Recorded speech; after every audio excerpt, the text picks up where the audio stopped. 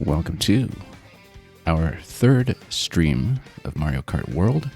We played a great deal of this game both on and off the stream, but in the previous sessions that we recorded, we covered a fair bit of the single-player content in that we finished 150cc Grand Prix with gold trophies all across the board, although we haven't done 3-star clears of that just yet. And in the previous stream, we also mopped up all of the 150cc knockout tours in terms of playing them through solo and offline. We have put a considerable amount of time into the free roam, though, mostly just doing photos. As you can see, for somebody who's put about a dozen hours into this mode, we've actually hit very few collectibles. We haven't started any of the P-switches at all, and we've only hit a couple of the question panels and Peach medallions. But that's because we've been saving some of that for today. And so one of the things that we have our eye on is that now that we're hearing a little bit more about the game after coming in pretty much blind and unspoiled, we know that there's a bit of an esoteric unlock for mirror mode this time around. Having completed 150cc in both Grand Prix and Knockout Tour, we know it's not sufficient. And, of course, one of the things that we just haven't touched at all is the P-switch collection, so we'll be doing that. And I hear, again, conflicting reports about what the exact requirement is, because everybody's been going about it their own way, but it seems like there's a minimum requirement of all the collectibles that might be at least 10. Like 10 P-switches, question panels, and Peach medallions, and, of course, we've accounted for all of the single-player cups already. And yeah, in the meantime, we have been doing a little bit of multiplayer here and there. And Knockout Tour, we've gotten our race rating a little bit above the initial seeding, just up to the point of securing our first victory. But we will, for the first time, show off the free roam on stream today. And the most wonderful thing about the free roam, of course, is that you can just dive in seamlessly and drive. So, we'll be hunting for P-switches until we get bored with them. Like I said, it seems like the rumored requirement for them is about 10 or so, combined with all of the other things that we've unlocked. Given how many different paths people have taken through the game, obviously not everybody has shared quite the same story about them, but we see a P-switch right there, so we're going to hit that. This setup here with the Aristocrat Boo. Bounce, bounce, bounce to a ground vantage point. Okay. Let's do that. And there's a timer on it. This is the first time I've seen any of the challenges, so this is going to be interesting. I guess we just bounce, bounce, bounce. Yeah, this is a costume that I unlocked off stream. We didn't have it previously. And we cleared a mission for the first time. Okay. Yeah, there isn't any kind of map tracking as far as I can tell, and also I doubt there is a way to repeat. Is there, or is there a visual distinction between something you have or haven't collected? Well, that's something to try. We see another P-switch back there over the horizon, so we'll go for that. I think once you activate them, they're probably finished. Oh, here's a P-switch right here. Let's do it. Probably something on the water. Take the river route to the city. Okay, so this will take us quite a ways away from the one that we had previously spotted. So let's just drive through the rings and see what happens. Oh, and maybe work a little bit on our accuracy here. I guess the idea is just to dodge things like the crates along the way so we don't bump into absolutely everything. We're trying to get some boost along the way, but crashing into everything is maybe not advisable. But that's the goal right there. So yeah, pretty simple. And we get badges for everything. So it's saying that we can retry, although I wonder why we would want to, having already cleared it. Maybe it was just showing us that at the very end. So yeah, let's go back upriver because we did see something by the bridge a little further out. Yeah, so I'm pretty sure the P-switches do just disappear off the map, so if we want to take any screenshots with a switch in a particular opportune location, we should do so. Also, since we have all the costumes for Boo already, we should occasionally switch costumes and setups to characters that we have not completely collected for just yet. For example, over here with Luigi, we have 3 costumes missing. We haven't really gone through things systematically to see what they are. I do have most costumes for the characters at this point, but really missing some, so we should actually swap over to him while we are exploring and pick one appropriately after we've sorted it by character. He's got a very puffy touring jacket, and I think we'd previously shown off Oasis Luigi or possibly Gondolier Luigi in one of the GPs. Let's show him off in Happy. And yeah, we don't care too much about the stats of a cart loadout, of course, given that we're just roaming around. And so let's pick the Hyper Pipe, because we actually never got a chance to show this one off on stream, I think. Okay, so over here on the bridge earlier, we did see something. We totally didn't mark it out because we didn't really have too much in terms of map or route finding features here. I see. So I think now that we've cleared this challenge before, now the P-switch is grayed out. So we've done this one before. Now the question is, if I have done it before, do I have a way to cancel out of it? Is there a way? Yeah, we can just quit mission directly, and it seamlessly just gets you back into the world. Now, I thought I had spotted another switch a little further away, but it may have just been that one that we spotted in the gray. So let's just roam around and see what trouble we can get ourselves into off the beaten path. Love how you have shooting stars around here every now and then. Very reminiscent of Breath of the Wild, but at much shorter distances and with much more frequent stars. They don't make quite as much of a meteorite impact. Catch the express train to the city. Let's do it. Oh, and of course, because it starts a challenge, it also synchronizes the train here, and then I bet there's a mushroom or something that we have to use, possibly even feather. So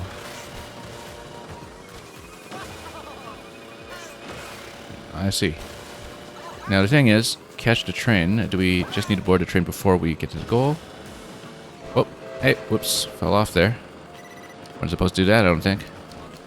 I believe we actually have to ride the train at the goal, so let's retry that one. With a click. Stick click. Welcome in, Mario. Yeah, puts you right at the entrance. So yeah, we just slid off the train. We should actually brake on top of it and ride it into the goal. Otherwise the goal does disappear. And then, oh, I guess we can do that. Okay, now let's be careful this time and brake on top.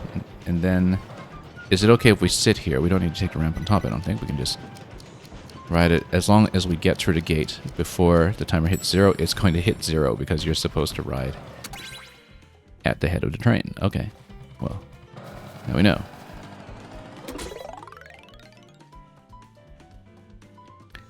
Unless you're just supposed to hit the goal in any case, but I don't think so. I think there's probably a requirement to be sitting on the train. But if so, you do in fact need to land on the top.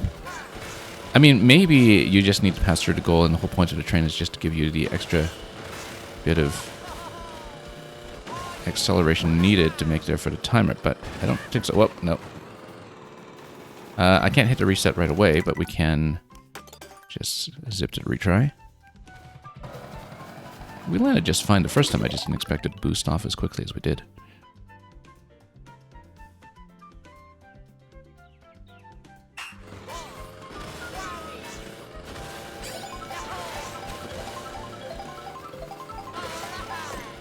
Alright, let's hit this. I mean, we could have boarded the train right here, I guess, but here we can ideally safely just get on top. Oop. Oop, let's not boost on top of this thing yet. Let's just ride it like that. And then maybe this gets us... No? So you are actually supposed to just get off the ramp on top of the train and then go through the goal by yourself then. You're supposed to get ahead of it. I wasn't quite sure because it does say catch the express train. But I guess the train is what guarantees that you'll actually make it there in time. Because what matters is the goal. It's not some kind of clear condition, as it were, to just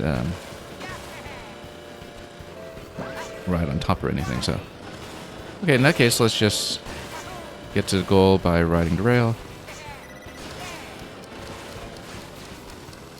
And we'll get there quite easily this time. And you'll be rammed in the back. Alright, let's keep roaming. Let's see what other trouble we can find.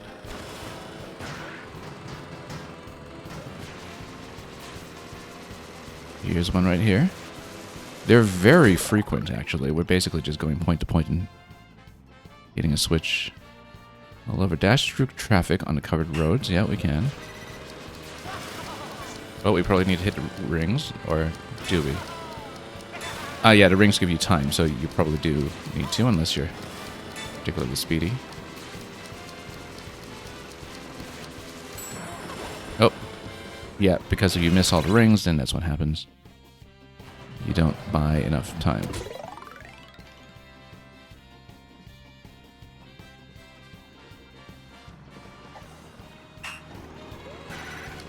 Yeah, so we do want to be maybe a little bit more accurate instead of trying to set up boosts everywhere.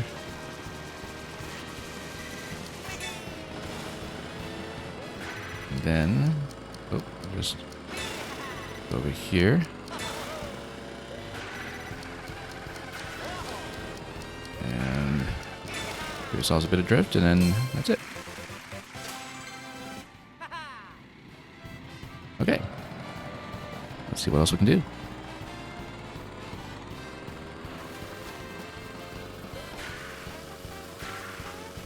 Oh, there's another one back here by the toad houses. Play some tunes while gathering blue coins. Very similar to the music note trails in recent 3D Mario games. Is it in the pipe? Surely it is. And then, is it on the note blocks? Yes, they are. Jump blocks, as we used to call them. I think being around Mario Maker people too much has led me to finally adopt the name note block. They were originally jump blocks until the GBA era, I think. Was when the style guide occasionally changed over. Also, there's a peach down in here. I wonder if I can bump it from underneath, or if I do need to land on top. I probably do need to land on top. Yeah, it would maybe not reach with a jump off the rail. That's the thing. Let's take a look at how we might do it. I'll try to bump it from below just to see if that actually does collect. Except we would need to... Oh, we can also just use rewind feature, but whatever, let's... Oh, no, you would probably need to just jump on top of this thing here. Well, with a much better acceleration curve going into it. Let's... Nope, I'm doing accidental drifts all the time because I'm not keeping my stick in neutral.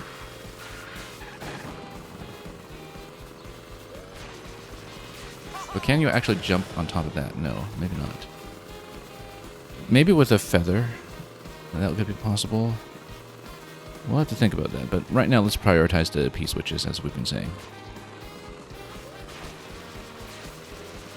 Or, actually, on anything that gives me a ramp.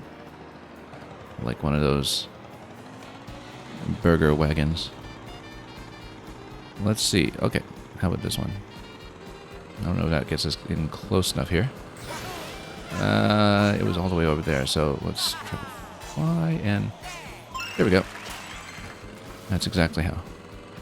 Lots of flexibility to how you approach them. Anyway, we can just continue searching. And we'll just run into things as we see them.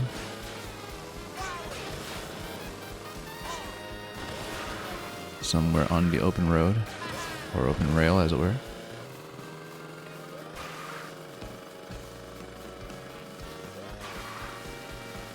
Love the cherry blossoms around here.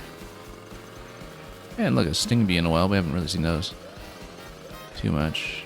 Now, this does allow you to burst around. I suspect that there's probably some kind of switch challenge around here that's related to that, but we've also seen them so far spawn other dynamic obstacles that are relevant to all the jumping. So there's a P-switch over there. Got good visibility on them from well outside. We should also remember to pick up some food. The whole point of switching to Luigi here was that we actually didn't know which costumes we were missing.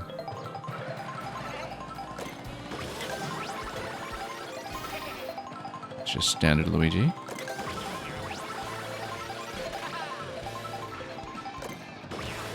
Yeah, I think we've hit everything in this area. Just some quadrant. Oh, all-terrain. There we go. There's some quadrant that we just never really... When I'm clear the lake, don't become fish food. Right, because that's where all the porcupine are. I think. Oh, missed this completely. That is a bit of a problem time-wise.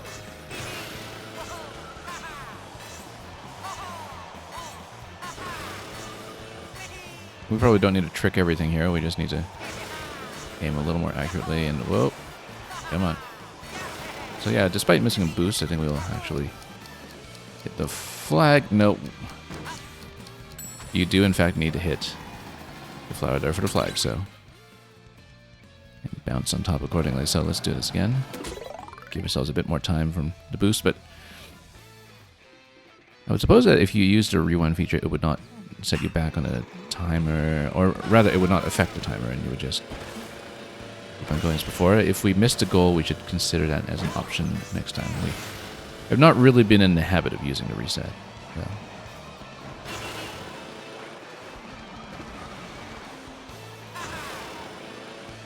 Okay. And then... Oh, missed it. That's okay. We actually do want to come down, though, to miss the goal pull. Oh, but then if you reset... Oh, and then you just miss it anyway. Okay.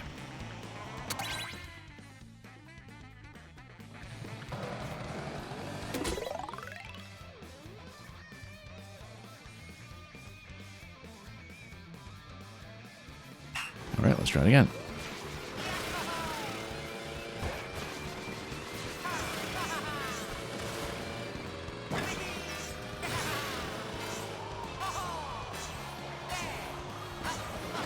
Well, we're not fish food just yet.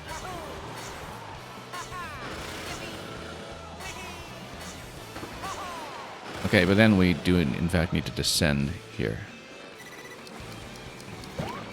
Come on. Not that way. And we missed it. Okay.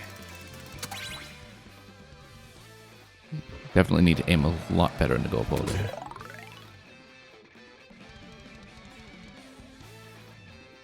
I don't know why we're even trying to hit that flower. If we're still in flight at that time, maybe we could just go directly for the goal and just aim there, but... I don't know if we can sustain enough airtime to do that, though. Whoop.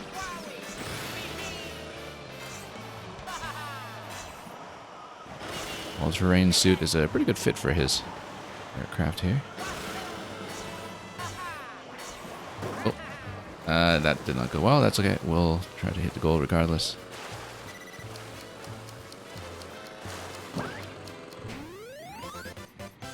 Okay, not the cleanest, but it counts. And do we see any new P's on the way? Let's roll around and take a look. So yeah, at least at our current state, we can just run around and find more. I mean, if you really wanted to go for 100% completion, I'm sure the tracking becomes a little bit bothersome, but for now, while we still have a high density of collectibles we haven't touched, it's easy to go point to point. I see a P-switch up ahead up there somewhere. Not here, I just want to check something. Nope, just bales of hay. then there is a switch over here. Is it possible to get eaten by the Cheap Chomp? No, I think it just bumps you. I don't think it ever gulps you down completely, but we haven't tried, despite having lots of photo ops next to him. Chase whoever is tearing up the yard. Yeah. Seems like it's a whole lot of moles. Yeah. Okay. So they jump out. But I guess if we just continue going in the ring, then we eventually get to the goal, then we should still be able to hit. Yeah, so these are just little cute accuracy checks, nothing too substantial.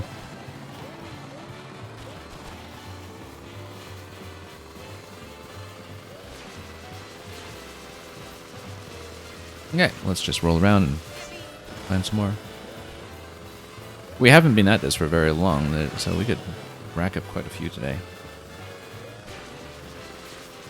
I am not by any means going to attempt streaming some eventual 100% completion or something, but we'll just make this stream mostly a P-Switch showcase if we can, and also collect some other things on the way if we feel like it. Like, we have really not been very exhaustive about question panels, for instance, which are off to the sides, often on the tracks, where you just have to jump around and explore a little bit on the main course.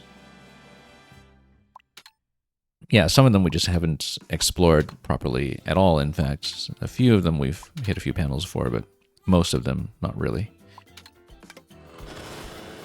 So, if we have occasion to do so, we will, but currently I see a P-Switch way off on the horizon, so we'll prioritize that. But yeah, today we'll just do a pretty casual free roam hunt.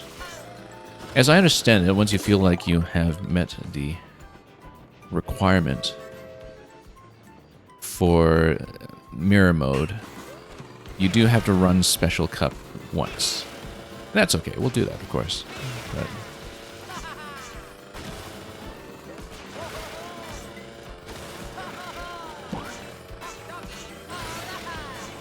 and yeah, this is a bit of a longer ride and as usual for the P-Switch challenges, so we'll again just aim accurately and not get chucked.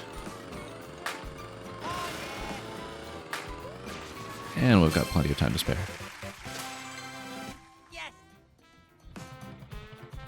Okay. Yeah, I guess you have a small window even after you complete successfully to hit the L stick to return you to the origin point. If, for instance, you're going for some kind of informally tracked community record, then you can do that. We haven't really been around this area here. You know what? We should actually take advantage of this scope here, and this is something we've hardly done, is actually look around to see what we can do. There is a zoom on it. If we want to find anything in particular, there's a P-Switch, for instance, right there in the corner, as well as a peach coin. So we can certainly go for some of that. There's also just coins in the middle. So let's just get in the watercraft mode here and collect that. Yeah, some of these are really not difficult to reach, just not something you'd necessarily see unless you go out of your way to look for them. And let's see where we're going to be boating. Hit the ramps and reach the goal. Oh, okay, another accuracy check of sorts. That's not great. Okay. Yeah, let's not hop over the ramp this time. How about that?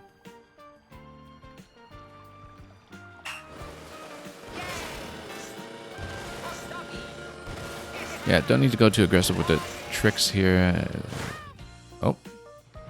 How did that become invalid? I'm not really clear. I thought we'd landed it.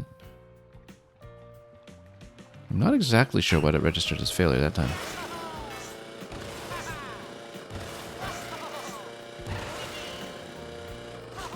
Wait, why? Am I not allowed to land in water after I hit the ramps? Maybe that's the case, that we're not allowed to land in the water. So we just need to trick forward a little bit, maybe.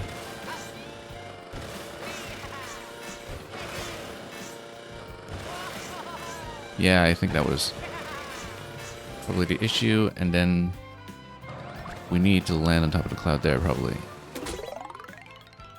Okay, the condition just was not exactly clear to me at first. Because it's not just timer-based, you do in fact need to stay on the surface.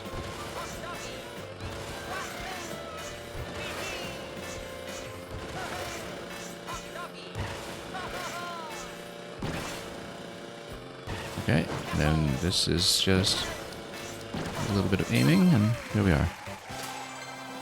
The challenge is that the water is lava. Yeah, that's exactly right. Later, I'm sure we'll get over to Bowser's Castle where the lava really is lava. Did I miss something here? Oh, no, just a toad hanging out there. We'll get a vantage point every now and then. And oh, I see another switch. Yeah, very dense in the overworld. Note the shortcut through the stadium's garden. So it's actually going to teach me some things, maybe, that will be relevant. Looks like it's a feather-only shortcut. Oh, that could have bumped me out of the way. So we do, in fact, need to use the feather to hit that. So it's actually going to teach you some things that are usable in courses, which can be hard to track sometimes simply because, you know, the courses in some ways bear very little resemblance to the path that you would just take randomly through the open world. I think we probably need to do the mid-air feather, but we'll figure this out. I'm probably doing too much tricking as well. That takes me out of position. Or maybe we can grab both feathers. Something tells me we should grab both. But maybe timing is a problem if you do that. Yeah, I feel like timing is going to kill that idea. And indeed, yeah. We can't just feather jump in that location. No, the shortcuts for the stadium's garden. Oh, no, we need to land at a pipe, and the pipe pops us out, I bet. And then we go feather. I'm gonna try that. Oh, nope, that's not it. Okay. That's alright, it's a learning process.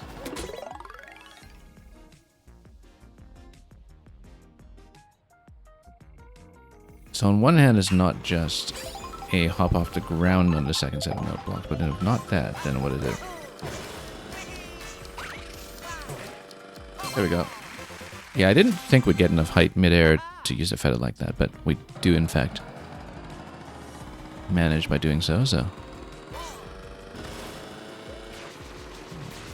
Alright, let's ride around a little bit more and see what else awaits us. I'm sure there's quite a lot on the bottom level as well. I mean, we can also scan with the camera sometimes when we're just riding on the rail, which is nice, until, of course, you lose speed and fall off. Oop, poor toads. Pardon me coming through.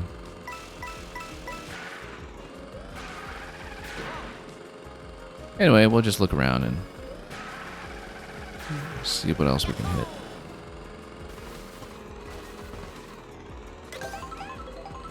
Still have a few unlocks to go with Luigi, so it doesn't hurt to grab some grub as well. Let's see what else we can find. I know that I've seen some switches that are on the other side of the castle. You know, as you're approaching the water, if that's the way we're facing. No, we're facing west right now. Yeah, if you head towards the Crown Bridge and the Koopa Troopa Beach, there's quite a lot to look at there, I think, that we haven't touched yet, so we can do that if we see anything interesting. And of course, if you're just staying on the road, you're going to miss a lot of P-switches. A lot of them are off the beaten track, but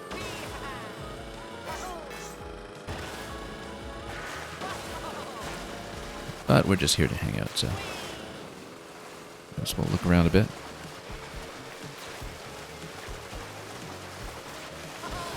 More stars at night. So yeah, you'll notice that Rainbow Road seems like it's only available in Grand Prix, that even once you unlock it, the entrance to it in the open world does not remain available in free roam. As far as I know. I mean, maybe it's something secret at some later point in the game that unlocks Rainbow Road in free roam, but as far as we know, that doesn't exist for us yet. So at present, it seemed like the only way to see it was in the special cup, but we'll see if that's actually the case.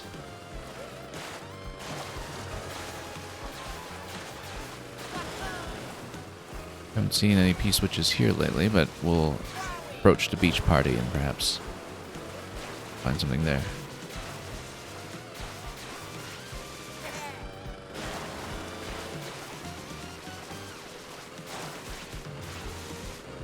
Free roam is tons of fun. Like I said, I spent about a dozen hours in it. I wasn't even doing it for the collectibles. I was just doing it to set up photos in photo mode. Which, once again, are in our community Discord for anybody who wants to drop by and take a look at some of what I've been snapping along the way. Before I was ever a streamer, I think one of the main things I did in games that had this amount of exploration and had, you know, reasonable photo features was just taking photos most of the time. This is supposed to be a rail and wall ride. We just missed it completely. And oh, we missed that one. And oh, no, this sends it back down, so we obviously missed it. Let's just reset. Yeah, this is actually just a rail and wall tutorial.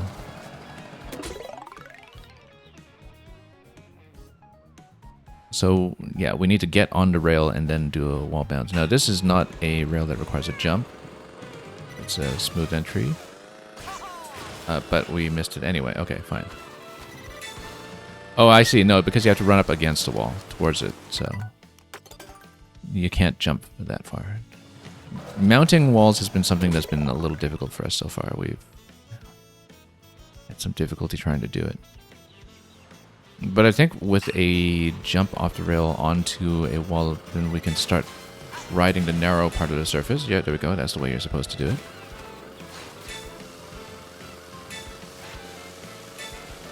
And, oh, no. Hang on. We can do the reversal here. Whoop. And then totally miss. And, oh. Yeah. Well, that's okay. This is just for practice. Let's just retry it. Interesting that it gives you L stick for retry at the end, but at no other point does it do that. Which is sensible, given that you're driving with a stick. You don't want any accidental L presses to do that. But I wonder if there's some kind of hidden shortcut, whoops, for a quick reset that we don't know about. Anyway, sometimes we try to do a little too much with tricks and such. With the P-switches, we should actually hold off because there is sort of an intended input path that is simple. Then we missed the jump. To go to the narrow part right here. And yeah, the timer keeps rolling, of course, so even if you reverse, you don't improve on the timer. What you can do is play like that, and then we may actually make it.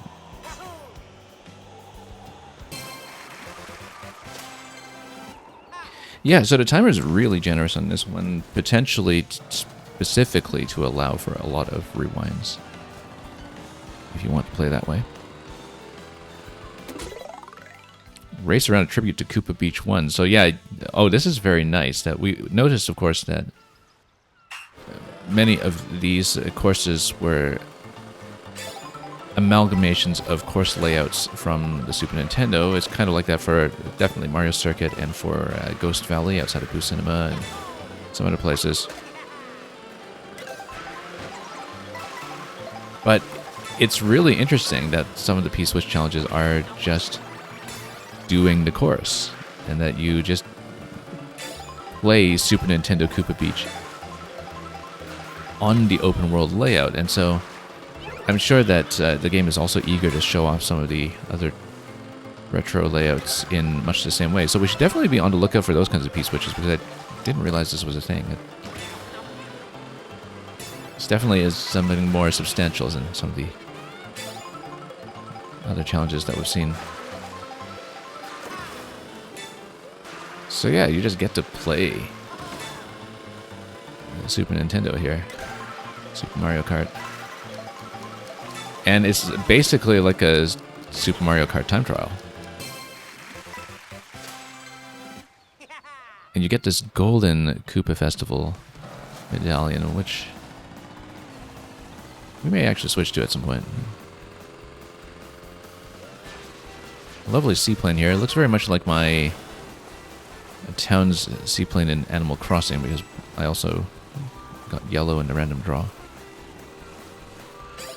And yeah, that one's grayed out because we've done it. That's a rail ride. We can explore a little further. You see, now I feel like we should try to hunt down more of those retro course P-switches, because that's something fun to show off. Anyway, there's probably more around here. There's one in the water. Let's go for that. There's yet another one even further. Oh, no, hang on. That's what the rewind is for. Collect blue coins on a floating obstacle course. Okay, once again, just a bit of an accuracy check.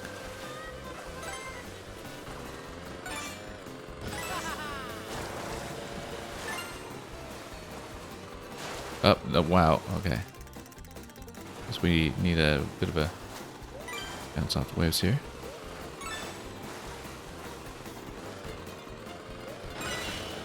A little boost here, and that is once again a very generous timer to allow for mistakes.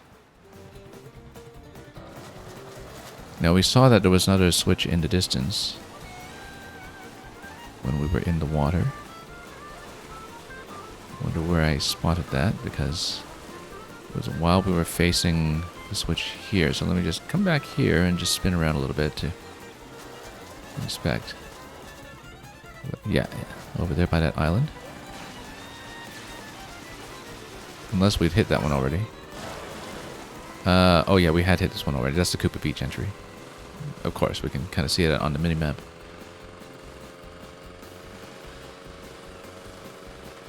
But there's another switch over there that we have not hit.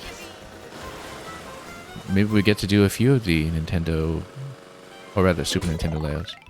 Note, take a dangerous voyage to the distant city. That is a lot of Porky Puffers. Okay.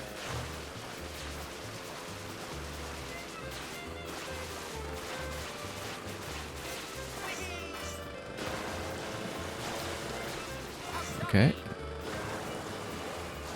And then look at that, there's a Typhoo over there.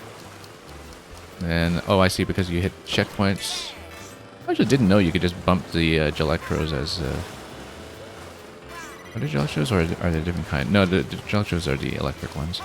Mr. Gelectros.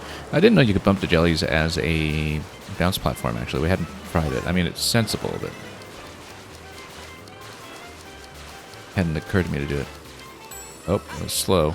Yeah, we've got a bit of a slow card here, so... I'm sure we can do a lot better when it comes to... our ability to navigate this. I've been trying to get some of the boosts along the straight along the way, but... we should also get some of the tricks on top of waves. It's going to matter quite a bit to just get some acceleration going, perhaps. Missing a lot of them. Yeah, because then we can get a straightaway over here. I think our timing's going to be a little bit better this time. And we want to surf the waves. Yeah, I was trying to set up the long tricks, but it's actually better to just trick over the waves. Oh, yeah, we missed this ring completely, I think. That's maybe... or did we?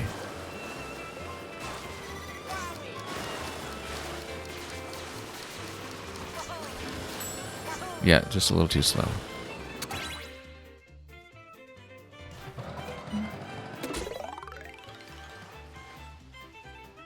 And yeah, in Mario, you're asking about the Porky Puffers. Yeah, these ones, right? The pointy ones.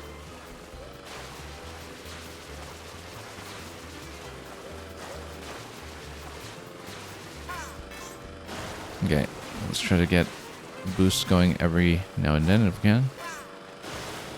I think you do need to boost well to hit the timer here. We're too slow on this one. We didn't even hit the first check. Yeah, we need to get a lot more acceleration going. We might even want to switch cards for this, I think. Because we picked something a little bit slow, not knowing that speed might actually matter here. But let's take a nice boost on the flat.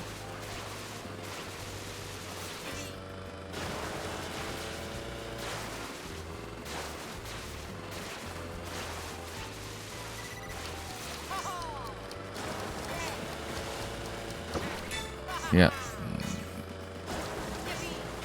Yeah, we need to get a lot more wave tricks. We've been missing too many of them. It clearly matters.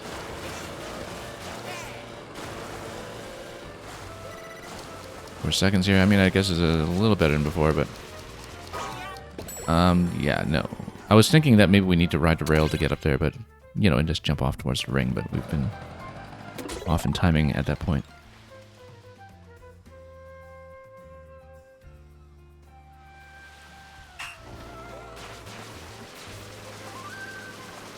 Okay.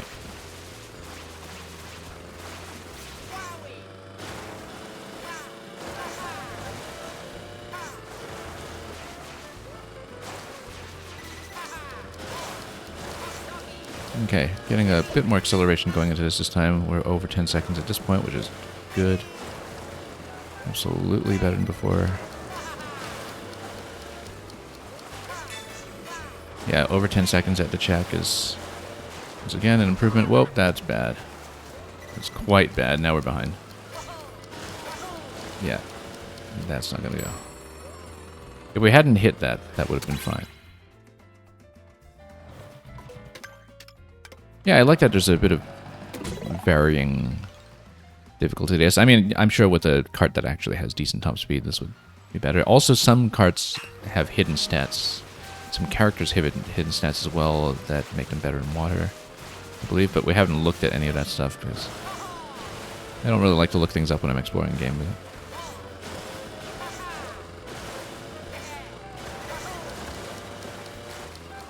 Okay, so can we get over 10 here? Yeah, we just barely. Definitely we've seen some challenges be a lot more lenient to us so far. This is not the best time we've done, but yeah, once you get some momentum going on the waves, it's easier. Here we go. Oh, we just missed it. Just barely missed it. Fraction of a second. But that's the way. You should get up the rail and then just hop right. Definitely we need a rail, I would say. We missed a few waves near the end. But we can get the clock to, you know, read, I don't know, 12 seconds or so after one of the plus 10s, then we're in good shape. Again, the straight boost is not working out too well for me here. We should depend a little bit more on the waves. This is going to be too tight, I think. Only hitting 10 here.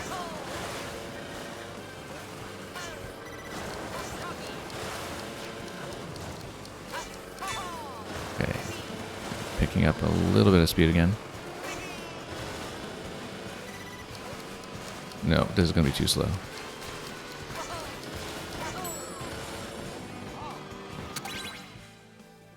Yeah, again, we just need to catch more waves. And get that acceleration up as soon as we can. I think initially we still want a straight boost here where it's flat.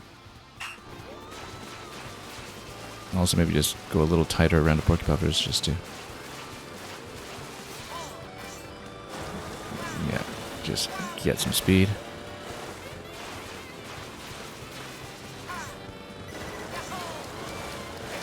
That's a lot better actually. Much improved. Not really, it's still only 10 seconds, but oh well.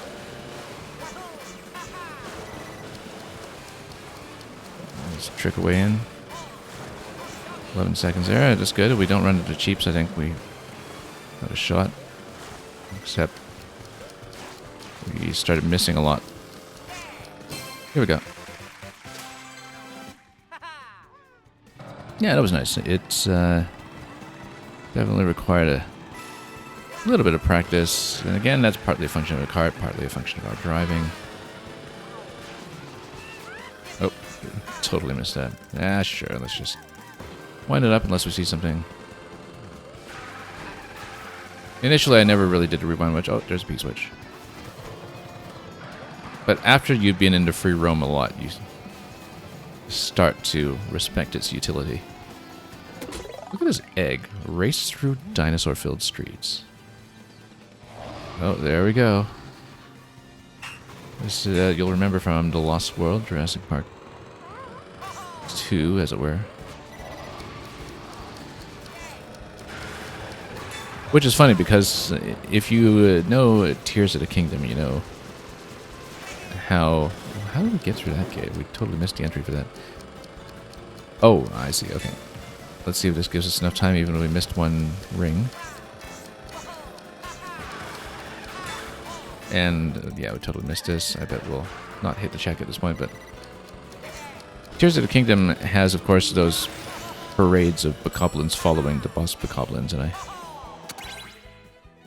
remember one very memorable part of the game for me was when we encountered the boss bokoblins for the first time and basically had to stalk them like the velociraptors do in the grass in The Lost World.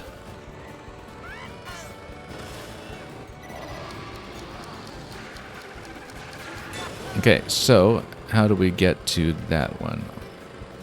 Oh, no, we need to ride on top of this one's frill. And we missed a gate anyway, so... Again, I'm probably over-tricking a little bit here. No. Yeah, let's... Oops. Wrong button. Oh, and I missed a reset because... Yeah, I got into a screenshot button by mistake and I missed a reset on that. So we need to go back to find where that was. That was on a path upwards to the city and off to the side, and I need to find it now because we went all across the city. That was a fun one. We just need to locate it one more time. Yeah, because we were here previously, and we were kind of coming up the ramp up to Crown City from down below. Yeah, I accidentally hit the wrong button there. This is not the same P-switch, but maybe we just take more P-switches as we see them. I was trying to hit the L stick and I hit minus by mistake, and so that's what happened. Let's find a way out because I'm completely lost. I'm not very good at navigating three-dimensional space. It is a major video game limitation for us. That my spatial orientation in 3D space is actually very poor.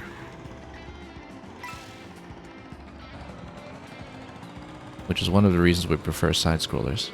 I think I remember kind of coming up this area though, and yeah, we took this trail on the side, and then I think it was up here that we found a switch by the Bayside Coffee. By the dinosaur egg, yeah, there we go. On the way back at last.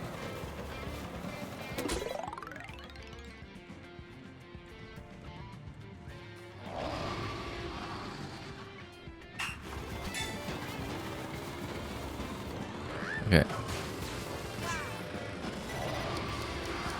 Yeah, we, of course, had a little bit of trouble on the corner later. Let's not miss this ring. This was actually kind of a critical moment here.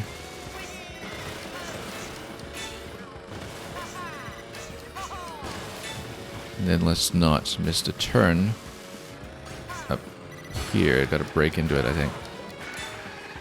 Okay, there we go. Much better.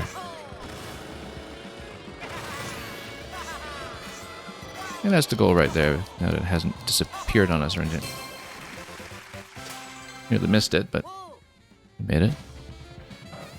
Okay, we saw some other switches along the way when we were zipping through the city, but we'll also keep an eye out for things like panels and the like. And, oh, there's a bit of a wall right here that we totally loved. Ah, you know what? That's what this is for. Let's try to get on that, actually. See if I can get enough distance to ride it in a meaningful fashion. Oh, no. Once again, sometimes when we're tilting the stick at all, it reads as a drift rather than that forward boost. And, oh, no. Not actually getting that wall right at all, actually. Let's give ourselves a lot more distance to accelerate into that. The problem is you really kind of need to start with a straight, otherwise you... Nope, and then you need to accelerate a little bit before you can get into the forward run. I don't think that wall run even goes anywhere. Yeah, we just didn't manage to register. Oh, we got on the wall, okay. Well, potentially interesting shortcut there somehow, depending on how that fits into the overall layout. So one of the consequences of not having a good sense of 3D space is not having a good sense of spatial relation between anything we see here and the actual course layouts of the races. Gather blue coins in the park's twists and turns. Yeah, we can do that. Oh, not if we, you know, missed the very first coin. I think we should just restart this one. Just hit the first toad.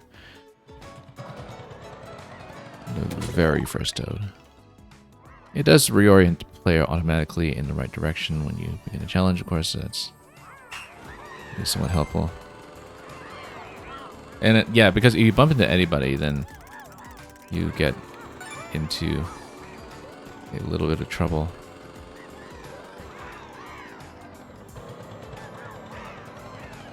We're absolutely not going to hit the timer. We will need to find a decent route to begin with. And take it slowly just so we can see where we're going. But oh, actually, we've got some time. And then we missed that completely. The drift. Yeah, we'll need to redo this one for sure. I mean, we were resetting all over the place, so...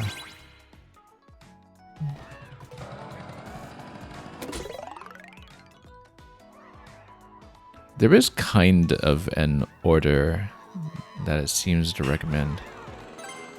If you look at the order of how the coins are actually seated, so maybe we should try to follow that. And maybe that gives us a bit of a cleaner passage instead of whatever it was we were doing before. And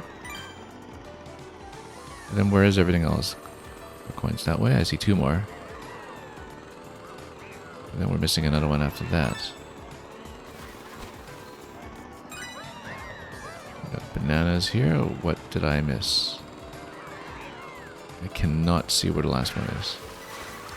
We follow that course. Can't find it at all, in fact. It's okay. Let's just try to follow the eye line here. Oh yeah, I see two coins tucked in it. Yeah, the order I think is just whatever order makes sense. We should just follow the curve of the road. Because I think the first time we did it, it was easier to see where to go. As long as we're not wasting too much time reversing constantly.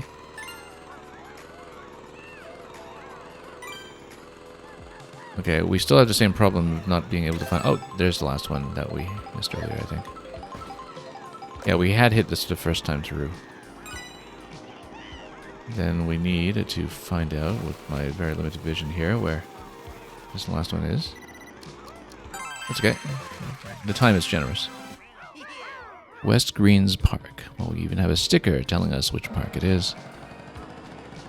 Yeah, and I guess even if you hit the retry at the end, it returns you to the origin point so you can continue exploring from somewhere you remember. Even if you don't want to hit the P-switch or an actual retry right away. That's what seems to be the case anyway.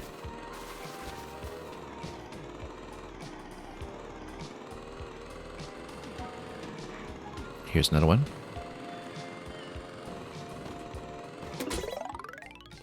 Dodge Bowser's minions on the way to your goal. Oh, Return of the Sumo. Well, there are very few appearances in recent memory, other than in Origami King, I think, was one of the more recent times that we saw them. Around the Goombas, and then, yeah, we're just going to have a fair bit of trouble here. Oh, no, once again, I was trying to get into the boost, and we just missed it. This is a railroad waiting to happen, this part here. But we're much too slow. Again, we have to be completely off the stick in neutral if we want to get a nice forward boost going. That's something that we've absolutely struggled with controlling.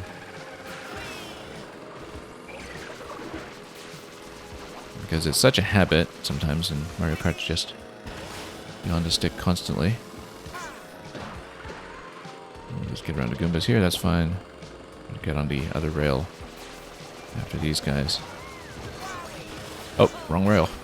But we managed to get around that issue. Here's Boom Boom guarding the goal.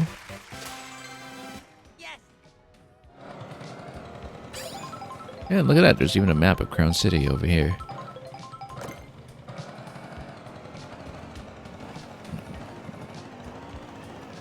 We'll have to remember that when we go back to taking screenshots everywhere. I don't want to get into photo mode too much today because I know how long I take just tweaking and tweaking.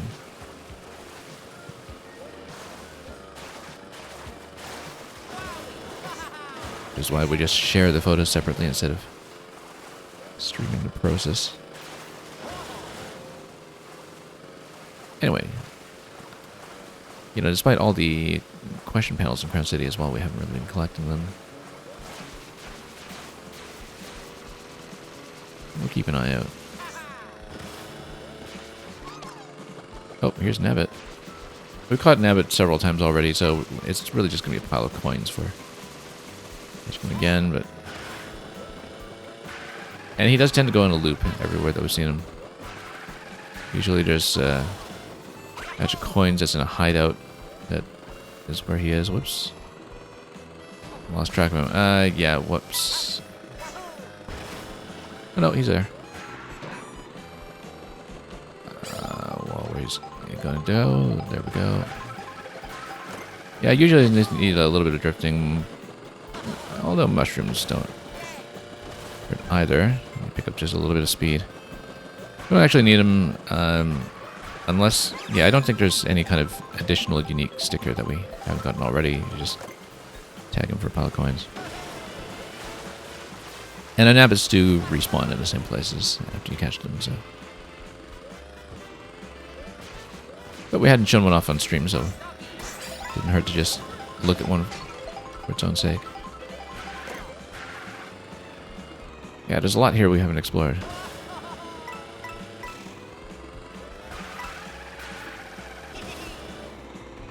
And yeah, rails everywhere. Walls as well. And a giant pipe that leads somewhere with...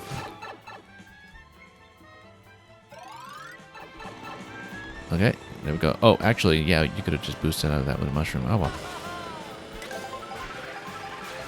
Anyway, we'll keep riding around and looking for trouble. But yeah, up there it says home in a rainbow fragment. I don't think we've really explored much of that. But, oops, you know, there's a way around that problem. Let's... Oh.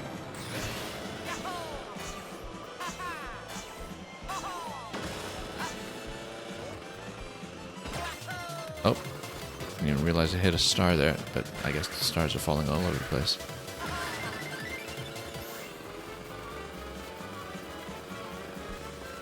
And you got spikes rolling around. Oh, this is allegedly the home of the rainbow fragment. Let's see if we can find a way to climb. Yeah, actually, no, a wall ride would have been possible there, maybe with the boost. Whoops.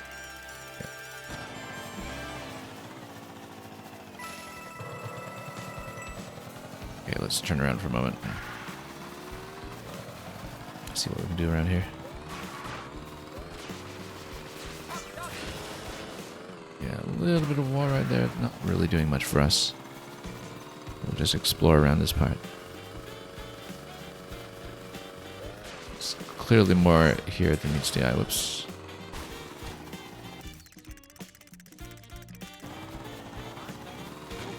And you've got, of course, the SMP3 map theme here. I haven't heard this very often lately.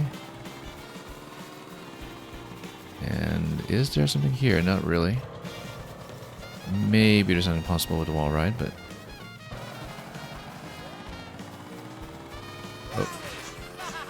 Oh, actually, we should have stayed on that wall. Hang on. Maybe it gets you somewhere on the other side. Yeah, no. We have not been doing that very accurately. But there was a P-switch over there, so let's just take it. See what it gets us. Oh, oops. I had my hand off the other Joy-Con for a moment. That's why we missed this very clear straight. Pick up blue coins and maybe a donut at the end. Maybe. Well, let's see.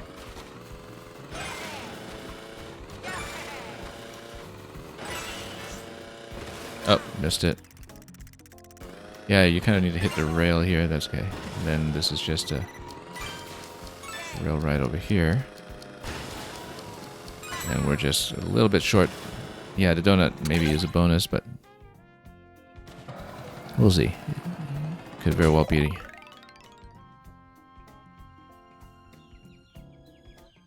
a little extra. I mean, it's not part of the requirement. I'm sure it's not actually required. But it's very important to know where the donuts are, though.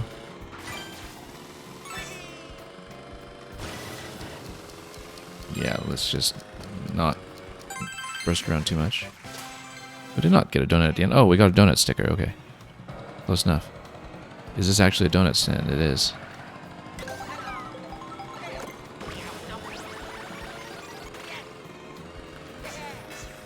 And here's another P-switch. Follow that helicopter.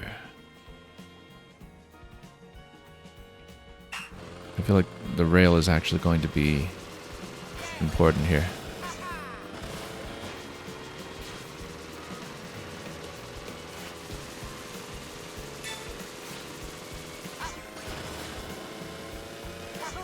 You know, we just pick up whatever speed we can get along the way. Copter's over there.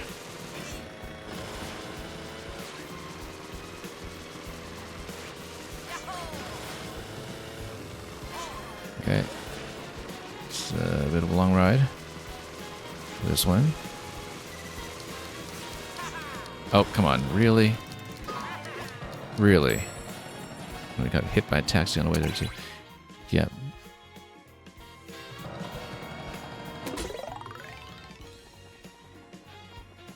Yeah, you steadily catch up. I think you just need to follow a lot of rings. But obviously, I think the rail rides will help every now and then. As we trick our way out.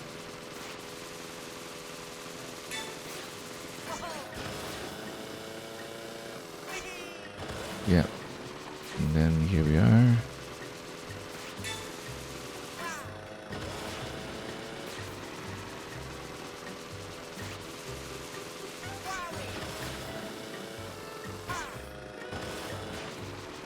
And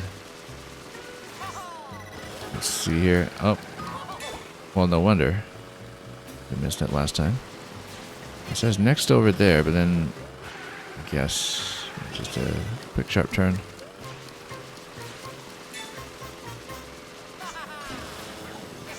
We should be able to make it. But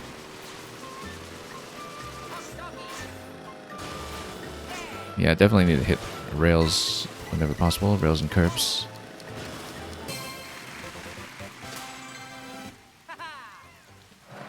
And that's the ticket.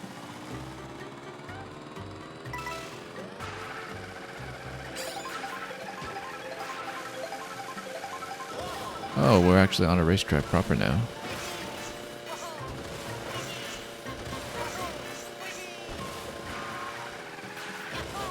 And yeah, we'll just look around here. Sometimes you have some question panels on the side. Sometimes, well, I mean, this could just be a little bit of informal course practice that we hadn't prepared for. There's definitely something on the side to the left over here, for instance. Looks like it's just coins, but you never know. Yeah, it's kind of a usable shortcut, I suppose. If we ever learn how to weave that in. Here's a P-switch. Let's just burn the feather now, just so we can get in here. Actually, maybe the items you carry in don't matter. Drift through the parking garage like a legend. That's a miss. You know, maybe we can afford to miss one gate and still make it. But given that it's drift challenge, maybe not. Yeah, you do need to break drift a bit here, I think. Maybe there's a little bit of leeway, but we'll see. Oh, come on. Really? Okay. Let's reset it.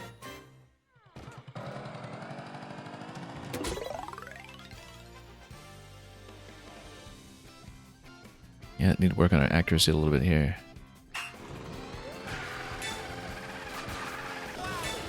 Okay, there we go. A lot better. We're going to tighten this up a bit.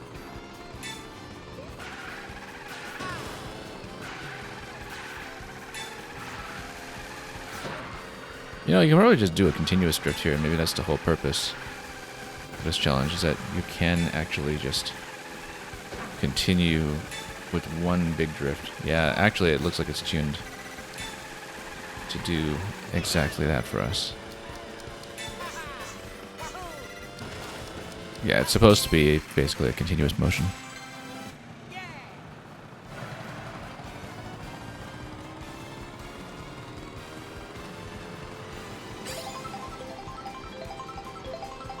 Anyway, we're back here. We've been here. Oh. Yeah, you see, getting on the wall rides sometimes surprises me, and getting off of them is something that we don't tend to plan very well.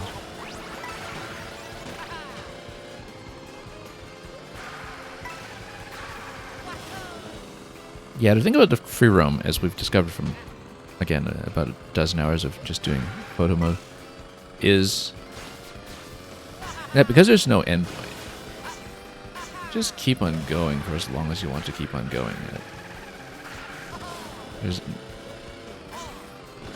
nowhere to stop until you want to stop, and just perfectly fine.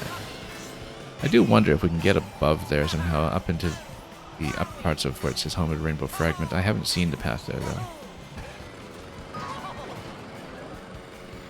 And I don't think that is anything specific unless it's part of...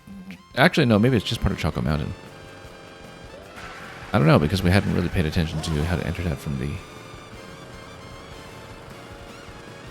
outside. But in that case, we should actually just maybe enter the Choco Mountain course proper.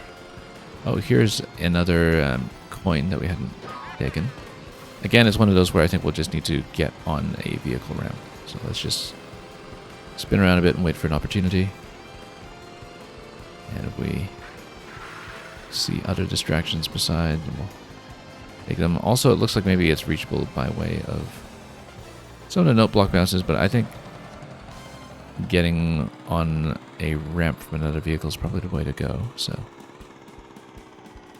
let's just plan this out properly as we approach where Yoshi's is.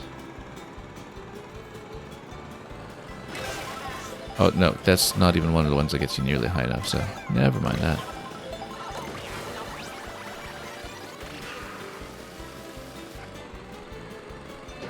We'll see.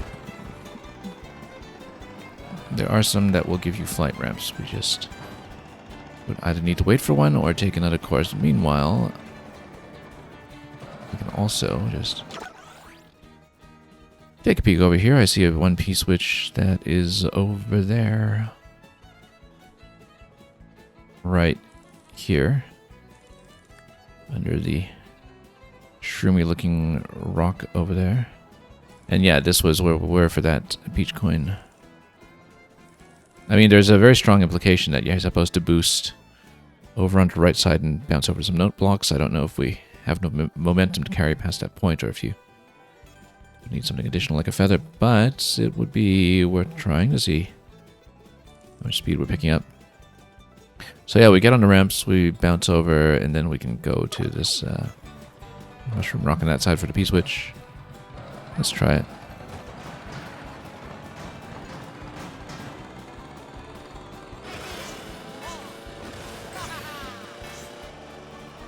Oh, actually, yeah, we've got plenty of room here. Just try to crash into this. Come on.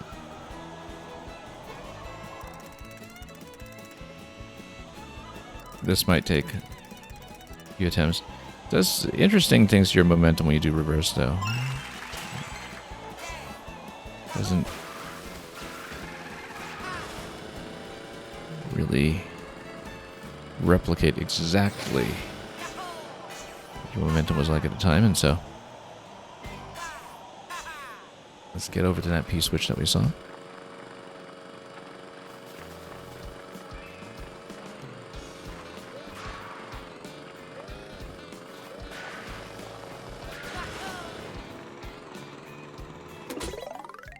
Drop in on the racers atop the rocks.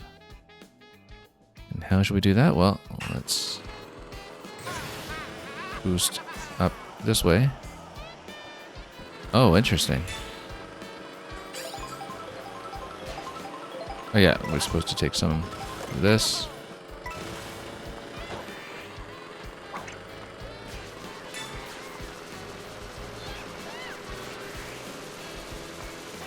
I mean, I don't think the banana really helped us at all over there.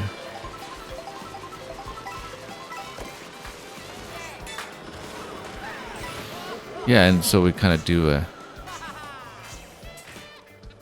sort of informal 3-lap course that is just demarcated by the P-switch. These have been the most interesting ones to find so far, I think. That are kind of just races in the middle of nowhere where you wouldn't necessarily expect them, and which aren't really covered by the full-size layouts elsewhere in the game. You just get kind of a tiny little impromptu time trial almost. And it also answers the question of how we get up here on the rock. And so, yeah.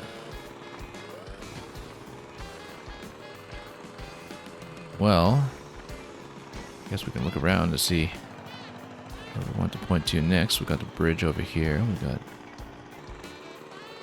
all kinds of places we can go. No real preference. I see a pile of coins down there.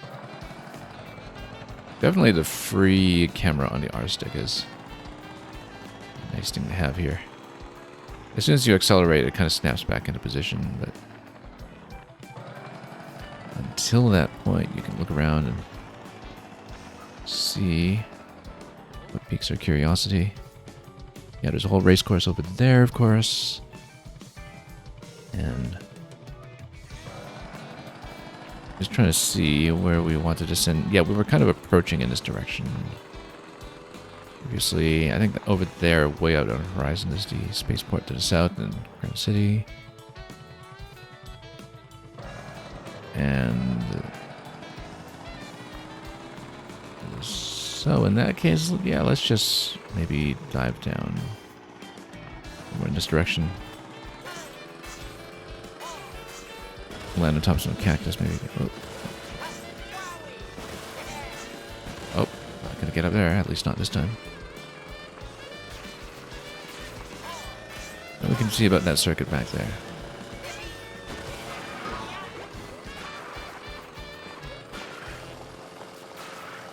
I see P-switch. Let's take it.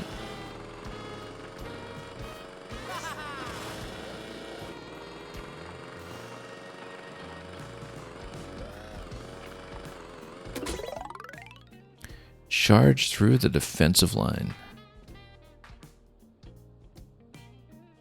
Well, let's chuck some chucks.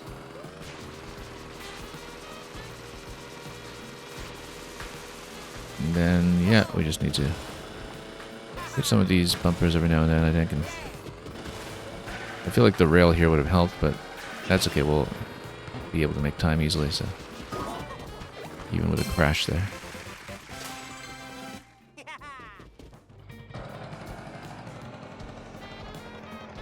Okay. Here's another switch. Yeah, your eye line just leads you from switch to switch sometimes when you complete one and head to another. Aim for the goal pole. We know how that last one went. And this will be on top of this other mushroom that we hadn't mounted earlier, so.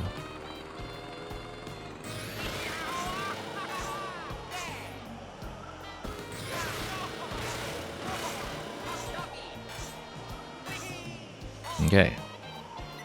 On target? Nope. Yes. Okay. Good. Otherwise, that would have been a little bit of rewinding, at least. And then... Oh. Where are we going to fly down to? Didn't have a lot of forward momentum there after hitting the pole, so...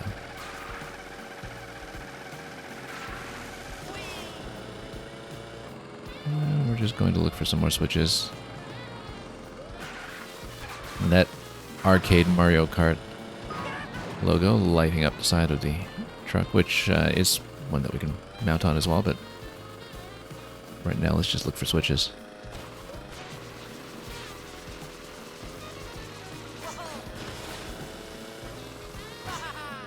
Again, from what I heard, it seems likely that the actual mirror mode requirement we needed to hit was perhaps just 10p switches, because we've fulfilled a whole bunch of other conditions. But we don't care about that either way. We're just going to run around until we are sick of it. So, is this a blue switch that we haven't hit yet? I think that's a grayed out one. Yeah, we've been around this area quite a few times already, in fact. This is roughly where we began today, in fact, if I'm not mistaken. What we could do is just kind of go upriver and see what adventures are in store. Currently, I'm just looking for P-switches that we might not have hit. We hit that one as well. I think that looks gray rather than blue. Hard to tell. I think that looks gray, though. And we'll just see if there's anything else that's a point of interest we haven't already landed on.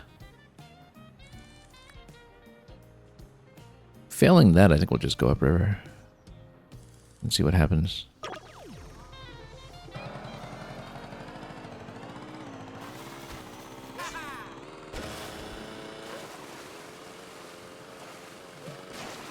Yeah, we've obtained quite a few of these already.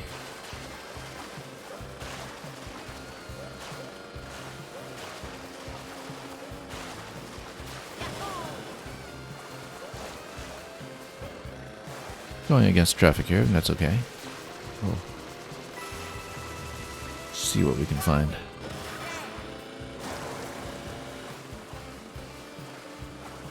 Possibly the best way to scan is just to get on top of some of the rails, because if you're riding a railway, then you just have to run out of free camera while you're moving.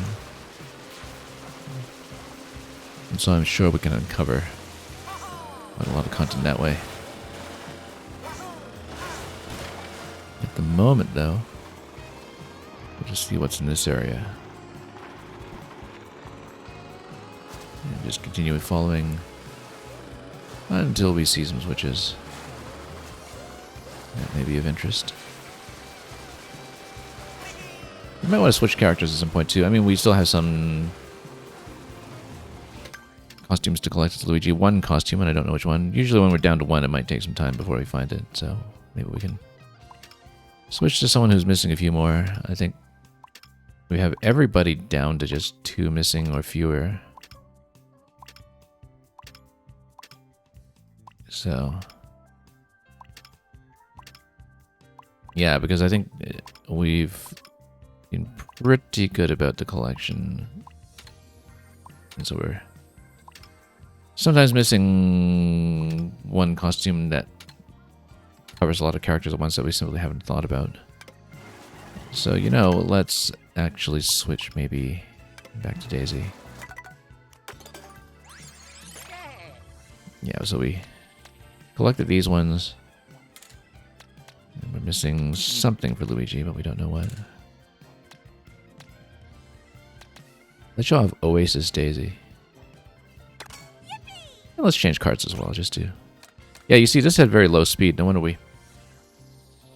On some of the challenges, like the straight ones for all the Porcupuffers, we were definitely running into a little bit of time trouble. So we'll switch to something else that's a little more balanced, perhaps.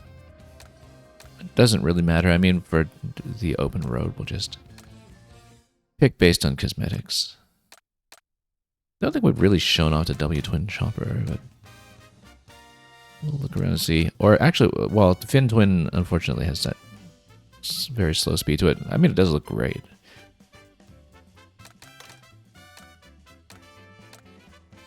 And what else do we have? Yeah. I tend to just take the Fin Twin despite the low speed, but...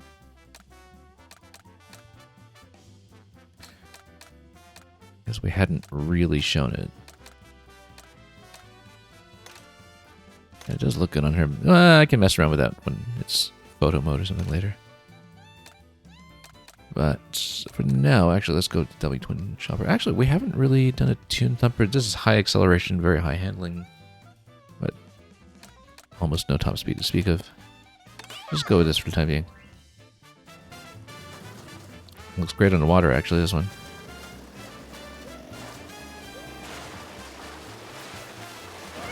Yeah, none of the bikes so far as I can tell that I've tried are inside drift like they were in previous games. So, might be differences in hidden stats, might be differences that are mostly just cosmetic, but I found that one of the main reasons to take a bike so far is just simpler aiming onto the rails. Sometimes when you're trying to approach them straight on. That's very much a subjective thing rather than anything, you know, mechanically true.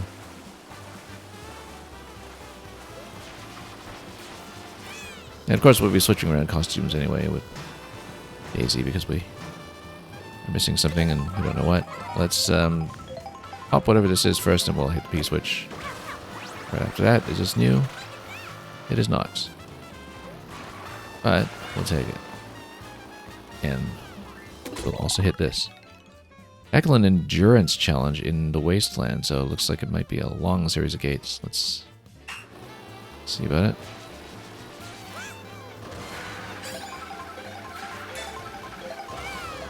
And 6-second gates, so probably pretty critical to hit them. We'll save the mushroom for when we actually need to realign here and there.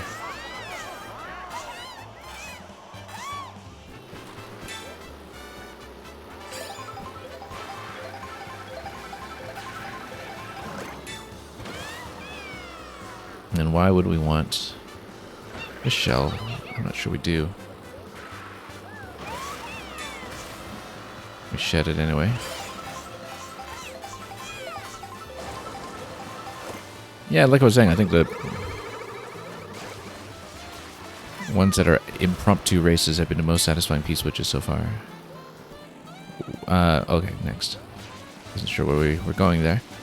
A food bag gives you a bit of a speed boost. I think it's less than mushroom, but it is a boost. Well, yeah, it's not a very long boost. Not enough shrooms in the ingredients, I guess.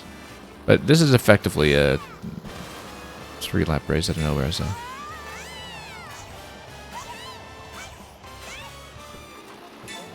There's actually so much more circuit racing than it looks at first glance if you properly explore the open world.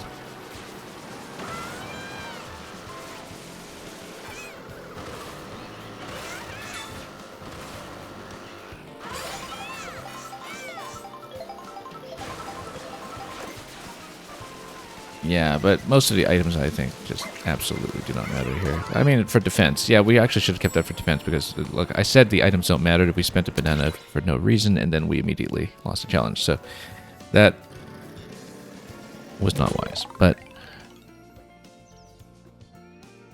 let's do it. So yeah, we should actually keep some item dragging. Unless we pick up more mushrooms and need the speed.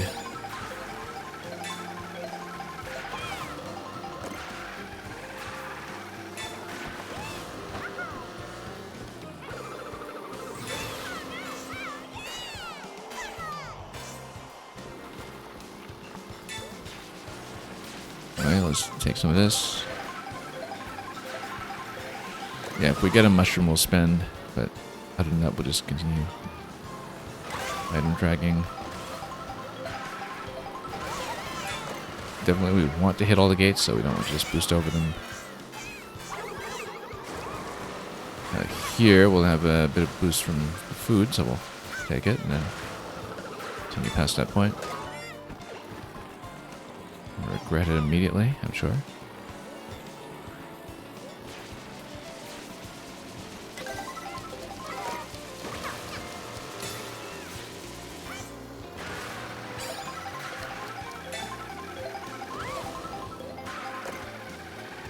And yeah, we'll just drag this one until we see a reason not to.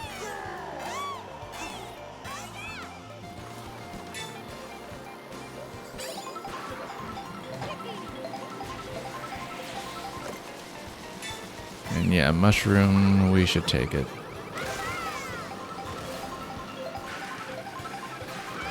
When we have a nice clear straight for it. Or even another item to pick up, and we'll drag this. Oop, getting a little tight here. Ooh, okay. Didn't expect we would lose that much time there. But we need to hit more boosts to stay consistent.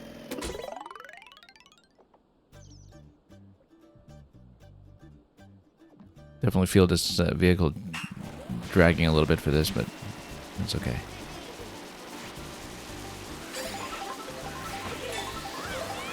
You know, we should take advantage of that rail.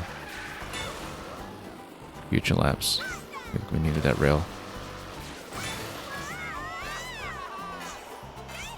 Definitely want to hit some more vehicle boosts here.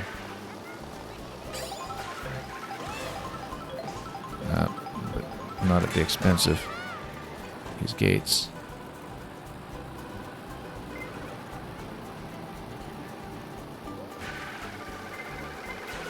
Yeah, I probably did miss the gate somewhere there that time. Kind of suspect that was the case.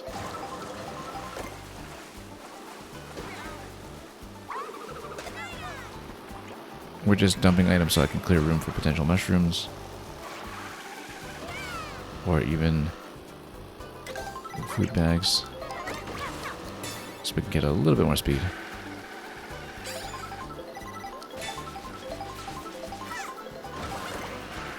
A little minor boosts here are going to matter.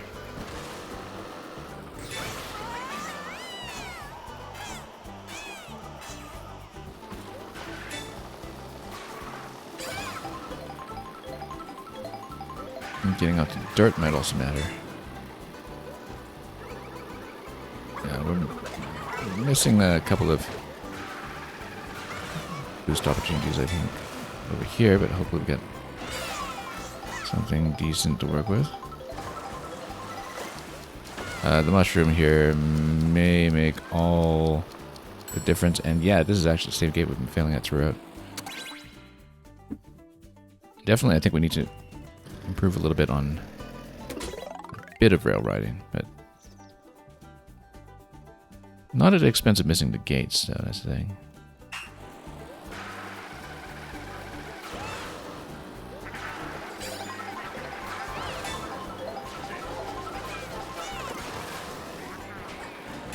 Okay. I guess we survived that somewhat in its own fashion.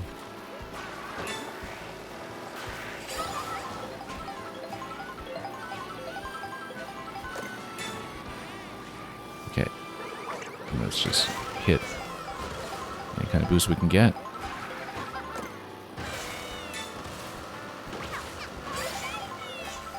This seems a lot better than some of the previous attempts, but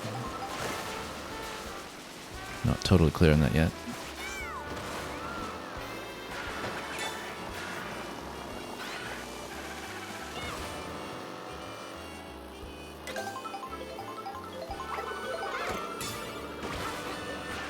A little bit of spice here might assist. Yeah, there's not really clear opportunity to use that rail. That's the issue with it. I feel like we're ahead of how we were doing previously, but not sure if that's true. Also, missing question blocks here is not good. Need all the opportunities we can get. And let's just catch everything we can. Whoa, no, that was way off. Again, though, I think we're actually above par. Given that this is the gate that we usually fail at, and we're maybe a few seconds ahead this time. Wow, that was tight. 7 seconds for this one. Oh, I don't know. Just a little bit off.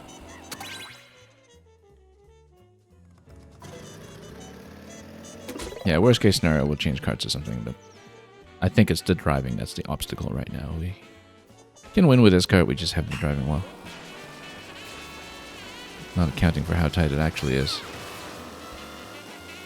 And you know, we actually should take the rail instead of worrying about items perhaps, because we don't know with the item draw what it will get something like mushroom. It's actually more advantageous to just take the rail so long as we don't miss the gate. I'm going to get off the dirt sooner and hit that panel sooner. Actually, that panel makes a big difference.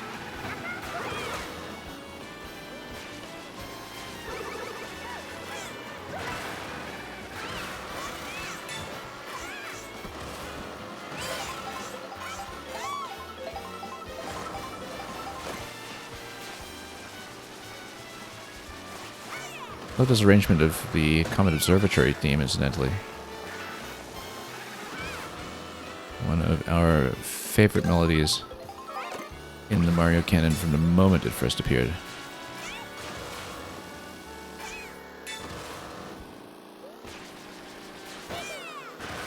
Look at these illusory fellow racers just pop out of nowhere too as you do this. I feel like we're a little behind how we were last time though. Again, if we can hit this panel, that'd be great, but we missed it. Yeah, that panel feels critical. Yeah, it's something that we should be hitting for sure. Because I feel like we're behind again here now. We need a few seconds to spare over here and we're just not getting them.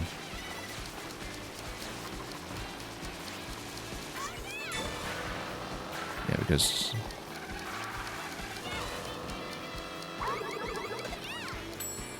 we may have to change carts for this one, but we'll see. I still think the rail ride idea is correct, but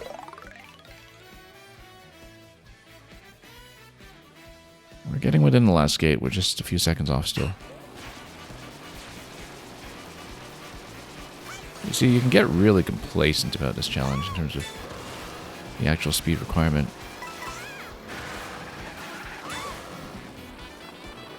But yeah, let's try to hit that panel past this gate here. It's hard to see, but it matters a lot.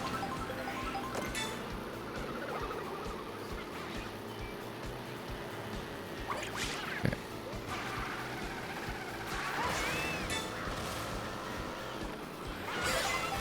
Same idea. I keep thinking that plant is going to chomp me because it looks so much like the plant item in 8.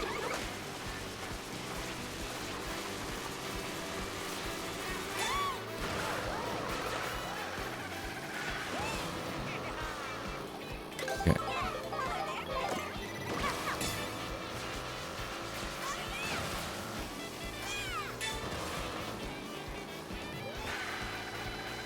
Side corner here, I guess. Again, we'll try to hit the boost panel on the other side once we get up onto the road.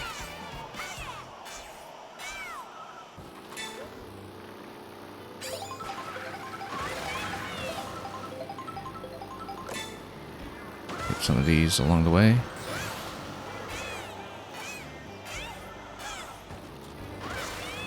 Seems beneficial.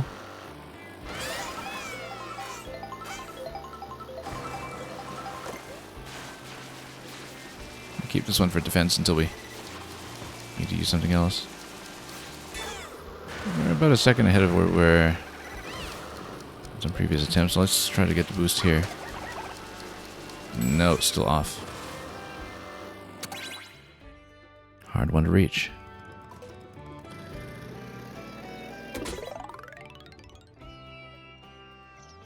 Yeah. As a last resort, we'll do a cart switch, but...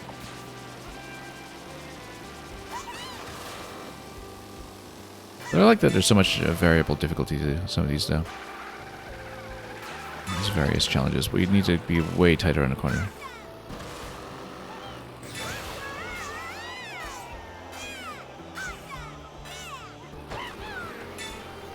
Kind of like micro-scale time trials. In which we're going to be failing miserably this time. By all appearances.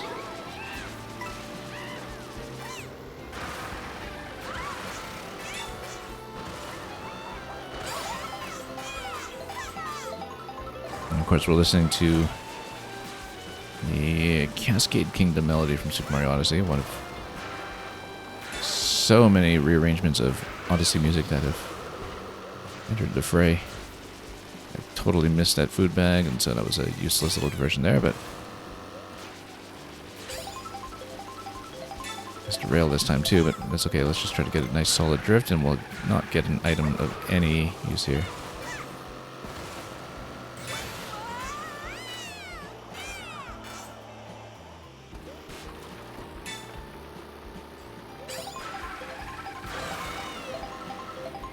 Yeah. With this challenge, I think one of the issues is that, you know, it's very difficult to see if you're actually still on pace to succeed or not. You guys have to have a good memory of how you're doing at given checkpoints. Like this one, for instance, we know that, you know, we probably need about 4 seconds on it by the time we go through. Otherwise, we are going to have issues going here. Now, getting that little ramp, though, near the end here might matter quite a bit.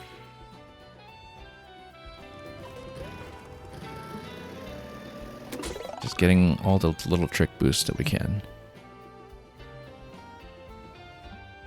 Considering how badly we started on that one, we might actually finished respectably.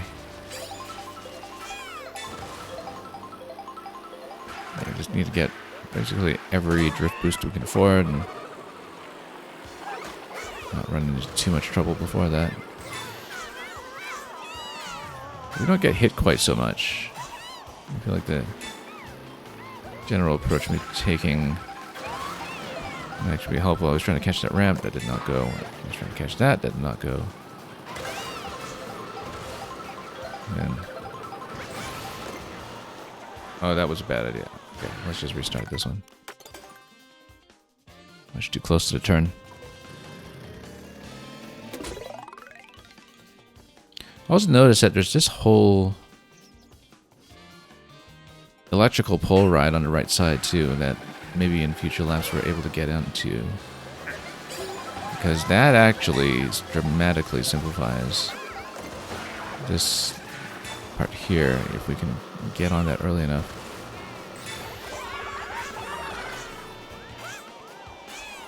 Anyway, actually having RNG give us a mushroom for once is also potentially helpful.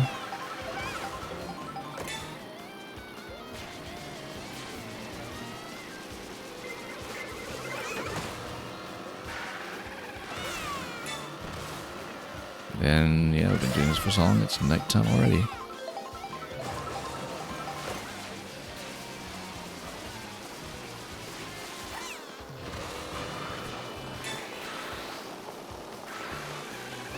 No, we don't really have an entry point of an electric pole down here. It's just too far out.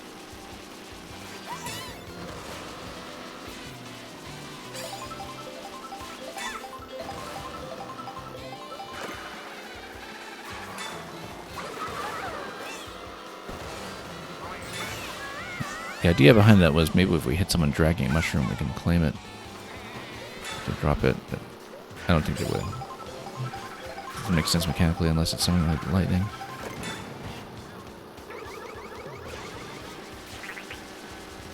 Yeah, we just need to boost while. And clear space sometimes for potential mushroom draws. We may or may not get.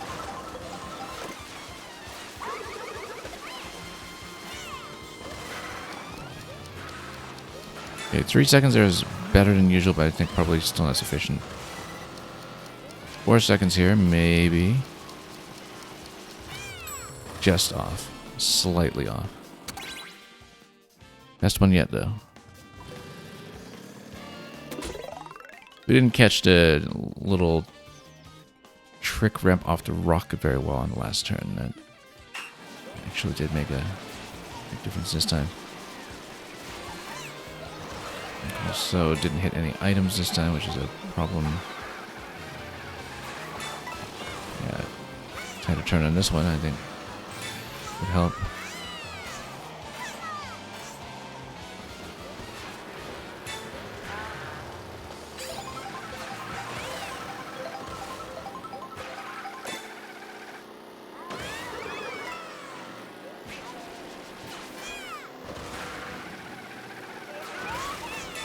Okay, let's see.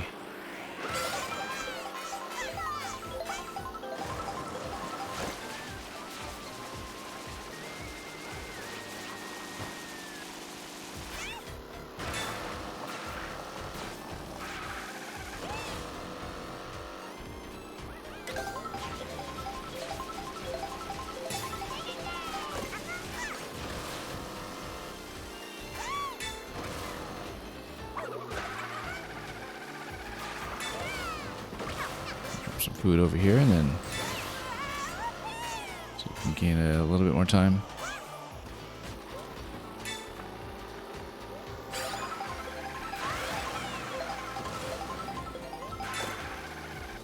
Oh, that was almost a smack into the banana. Not much of a drift there.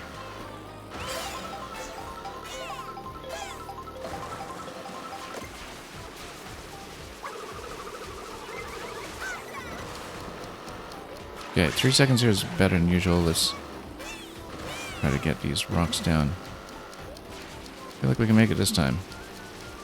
Will we? No, just short. Fractions of a second short. Maybe pumping a traffic cone near the end was a bad idea.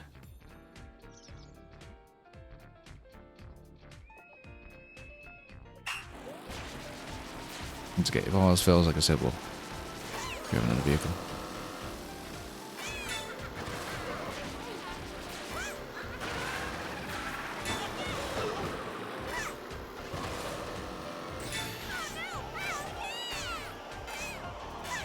Maybe we grab this rock here. Nope. Would have been a bad idea. Oh, missed the boost. Okay, we'll just try to tighten up around the corner and maybe it won't matter too much.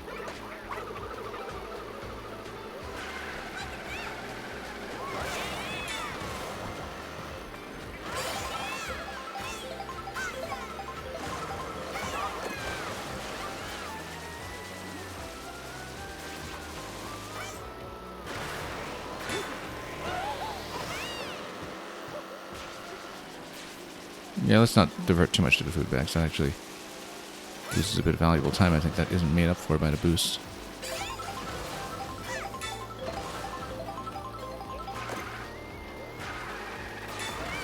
A little rough around that corner. Losing a bit too much speed. Yeah, tricking out of that rock is nice if we can do it, but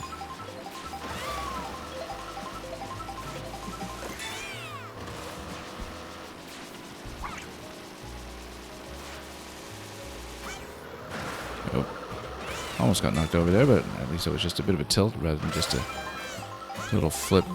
I feel like we're behind. We've been at 12 seconds at a spot before a few times, I think. And yeah, we're just not getting enough speed this time. We won't make it. We need about 4 seconds at that point. However, you can see there's a... Oh, you know what? No. We could have done it. We had a much better corner heading towards the Yoshis for food after coming down on the last jump, and we should consider that on each of the laps. Because we've actually been starting a little too far on the left in that position.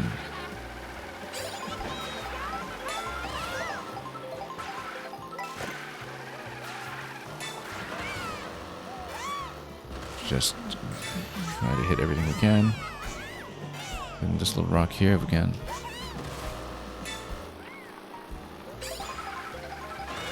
First panel here. And snake our way forward. Again, we're just dumping items to clear space for a potential mushroom if we can get one.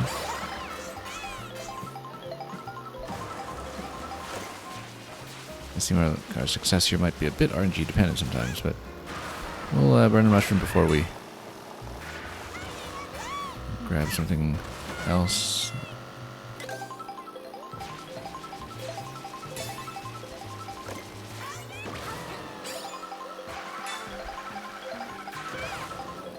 Okay, let's do this.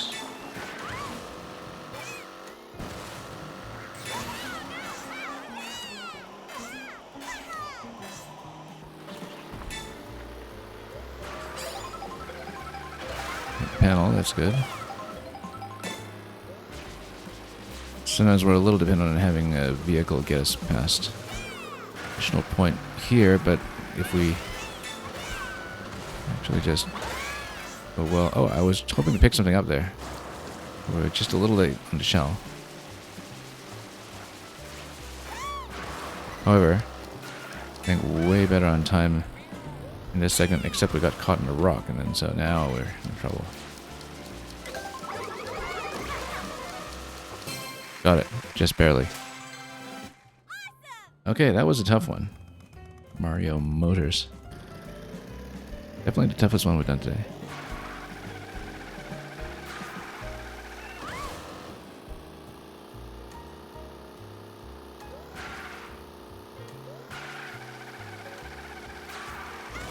Well, let's roll around here some more and see what else we can find.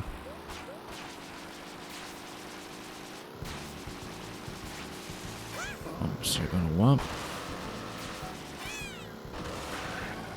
Yeah, we know we haven't really been to this zone today, and so we'll P-switch as we see them. Survive the spicy fire piranha plant gauntlet.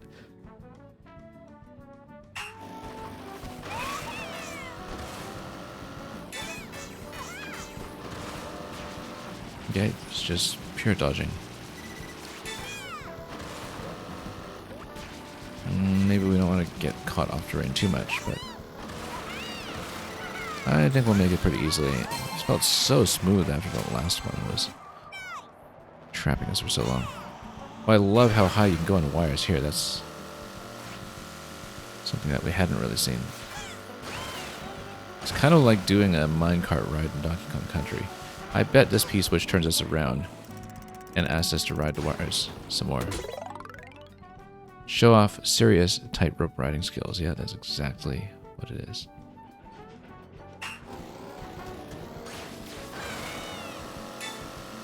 All kinds of safety regulations being smashed up here. Now, you get pretty decent leeway on some of these wires in terms of being able to ride on either one that crosses them.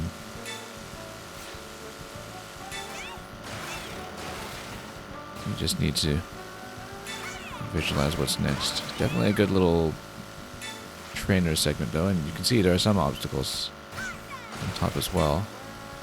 Like the fuzzies coming in. Feels very much like a DKC kind of challenge. We've got lots of time on it too, so 15-second buffer at the end if we actually do it perfectly.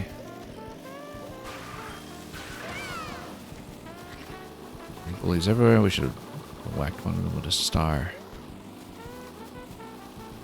The plateau we find ourselves on, though, let's just search around a little bit.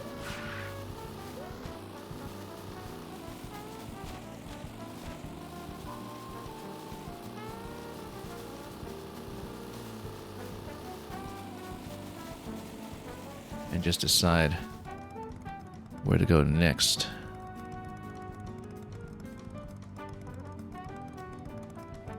The thing about doing the free roam is that it's very easy to forget to just ever take your hands off the controller too.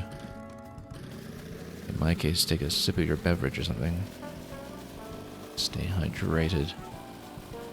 Because you can just drive and drive and drive and keep on going. And let's continue searching. Now, we had the wire ride over here. We can see the approach to Bowser's Castle over there. And to Toad's factory with all the container shipping.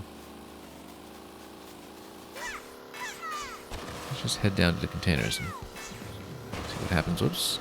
Never mind.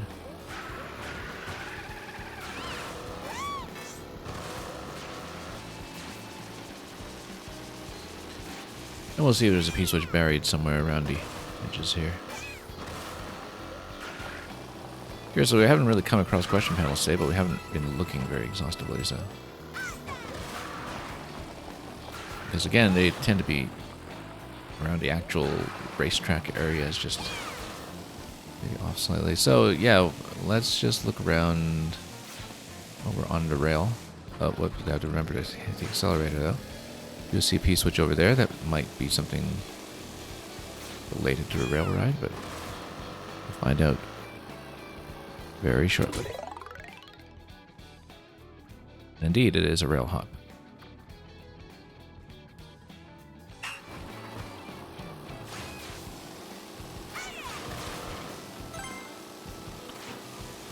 Well, relatively simple as long as we're paying attention.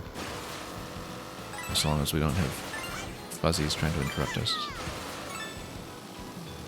Very simple, in fact, as long as we catch.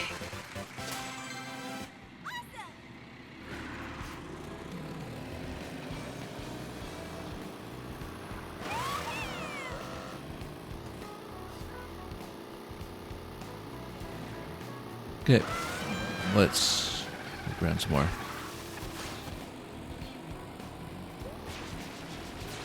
Yeah, very easy to just get diverted completely from point to point. Oh, here's another P-switch.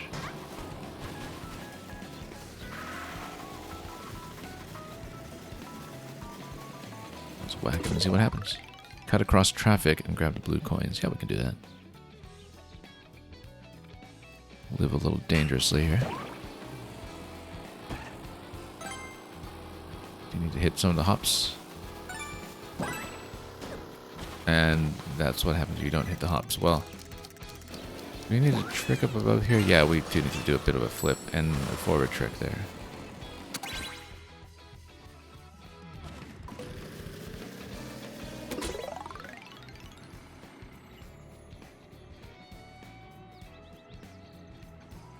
Okay.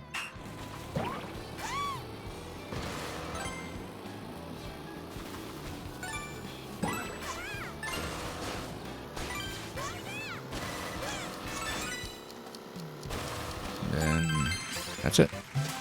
With time to spare.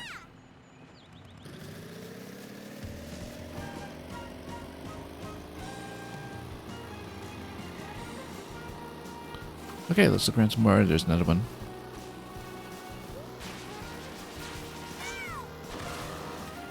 Reworking of Sunshine Airport over here in the soundtrack here. It's kind of interesting to see so much Mario Kart material just being reworked, including lots of material from as recent as Mario Kart 8. I say as recent as if Mario Kart 8 didn't come out a dozen years ago.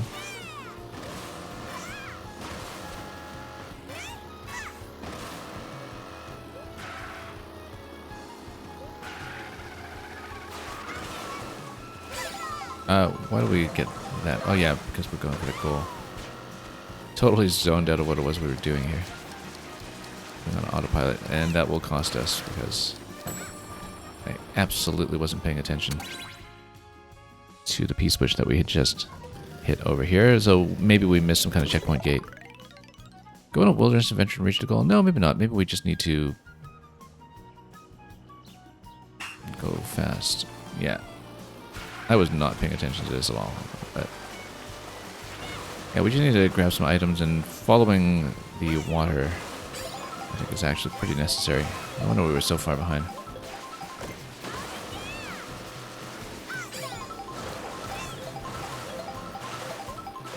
We've got a little indicator arrow here, which I'm sure was possibly temporary, and then this time we'll have lots of time at our disposal. By lots of time I mean 1 second 23. Okay, let's keep on going.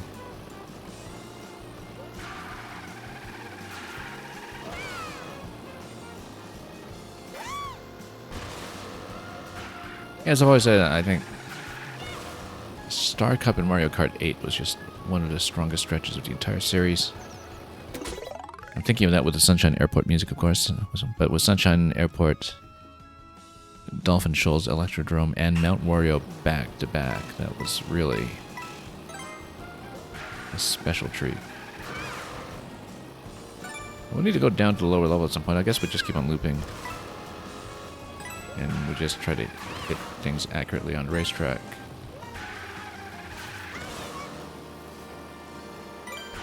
Yeah, I'm taking things a little slowly here just for accuracy's sake. I think we should have enough time to grab this one here. Wiggler's Flower Shop. So that's what Wiggler does these days.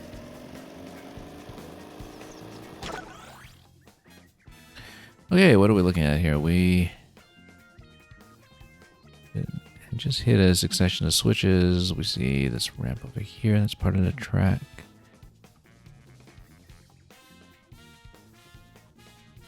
P-switch wise, we had just done 2 in quick succession here. But, you know, if we're on to look out for things like panels or coins as well, then maybe this will get something done. I don't see it, though. I only just noticed that this thing here is an apple. I think we hadn't actually paid much attention to that gate previously because we're too busy just stringing along the dandelions every time we here. Not dandelions, stringing along, you know, all of the stems of all the different plants that are going. Dandelions are in the other course, in Dandelion Depths. This is the... what is it, the Acorn Place? Acorn Heights, yeah. You know, we're by Mario Circuit. I bet you get to hit a P-switch that lets you race classic Mario Circuit. So let's head south and do that. Let's try to get out of here.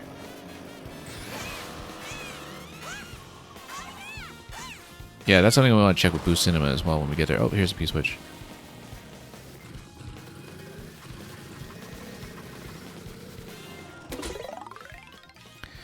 Collect the blue coins the Wigglers have hoarded.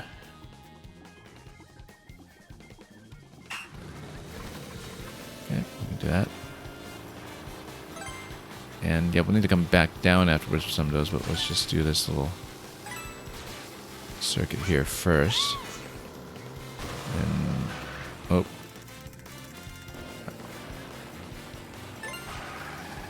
Turn this way. About 3 more left. Yeah, the reverse actually killed our timer there, but I think that route is probably okay. As long as we hit things accurately.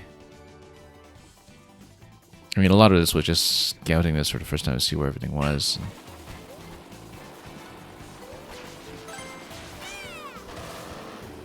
Pick up a little bit more speed along the way.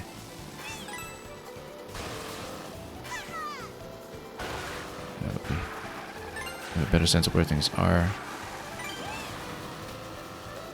Okay. Oh, nope, come on. Yeah, and that's going to kill the timer, unfortunately. Let's redo it.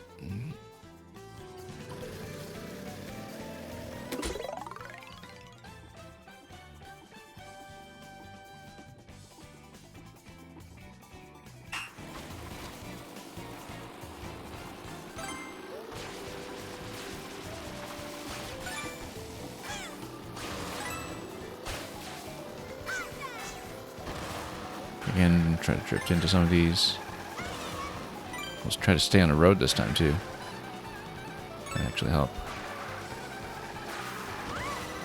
Drift into this one here, then we're doing better in terms of time, so.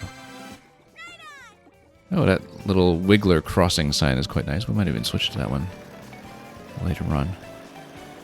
What we were doing, we were going to try to aim south down to Mario's Circuit because I want to see if we can do a Mario Circuit retro race there, as I strongly suspect will be available.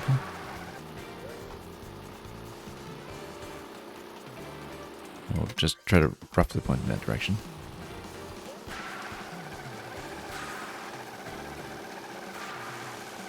And of course, if our direction is altered by other P-switch distractions along the way, well, that will just happen. And we'll live with it, but yeah, we're getting close to where Mario Circuit is over here. Definitely look for something. So here's the P-switch right at the beginning of Mario Circuit. I really think that we're going to test ourselves in a time trial challenge, and let's see. And of course it gets you into classic Mario Circuit music. Also gives us a couple of items to work with that we'll almost certainly need for getting across. Yeah, this is actually Mario Circuit 1 with all of the shortcuts across that we'll remember. We're out of mushrooms. That's not good. That's okay. Over boosted a little bit there because we're trying to clear inventory, I guess. Here's Mario Circuit 2 jump. The famous one.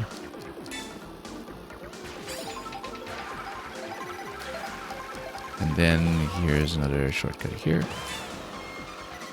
Yeah. We'll just be a little clearer about what we're using in each spot. Yeah, this is great. The race skill P-switches are, I think, easily the best ones. Not having mushroom here is obviously a problem. But we'll see how much of a problem when we hit the panels, and we will make it.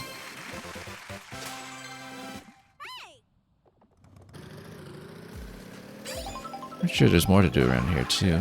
Wouldn't be surprised. But yeah, nice little tribute there, too. I mean, you know, we haven't done any of these courses in true lap circuit style because we've done that very linear arrangement in this iteration of the GP in Mario Kart World. So I don't know how close that is to the experience of playing through the track in actual time trial. I mean, obviously you're given quite a few more items than you likely would in a standard trial, but I haven't actually looked at the time trial mode yet, so we don't really know how it's structured. Oh, I see a switch over there. Whoa, what a big trick over here. And of course that gets us nowhere. It's actually not letting me cross over. But we see that there's a P-switch that was actually over in that direction, which is why I was trying to sneak an exit out, but I guess that's what a feather could be for, and we'll head for it this way. Past all these blocks straight from 3D land. Weave through traffic and charging chucks. Let's do it. Get on the road as soon as we can and grab some items.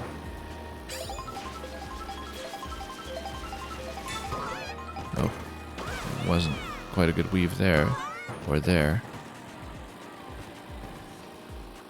We'll see how tight the timer is when we hit everything quite the way we're doing.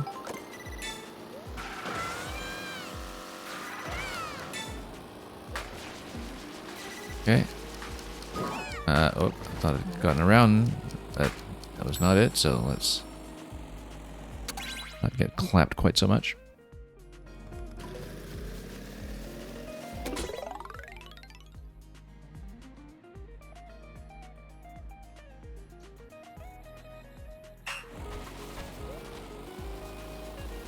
I'm trying to get a straight boost here.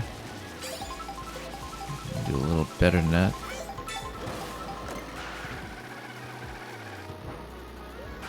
I'll just try to get some decent drift boosts every now and then, and maybe even save mushrooms for... Well, I mean, there's a shortcut, but when we get bumped by mistake, we can just go on the accelerator a little bit. And that felt much easier, much cleaner. And we even get a little Mario Circuit sticker for that.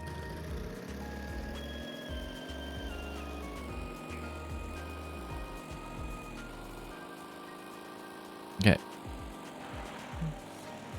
Well, let's explore the area some more. Another good candidate location for classic races, as I was saying, is Boo Cinema because of the Ghost Valley layout outside. Ride a rope and soar to the goal. Let's do this one first, though. Very clear coin trail. All those 20-second speedrun levels. Let's just redo this. It's actually the equivalent of those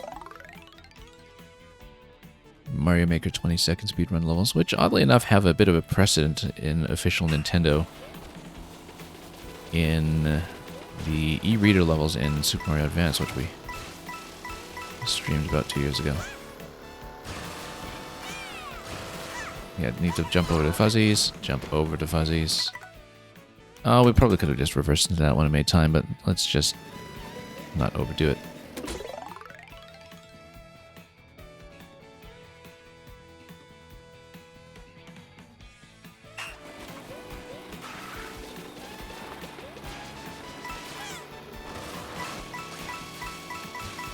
Again,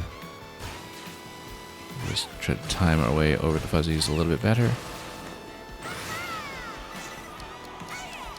Come on. Okay, I was compromised by the reset once again. Let's work on a flight. Chess Bunzo, welcome. Hope you've been doing well.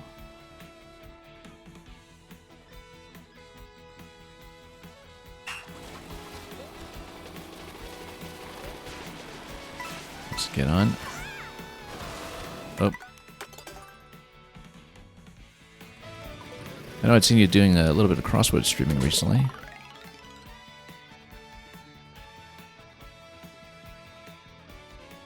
And I hope those solutions have been coming. Whoops. Missing the boost here. Okay, that's fine. Timer's not so much of an issue. The issue, of course, is just accurately flying, whoops, and accurately jumping without accidentally tapping the stick.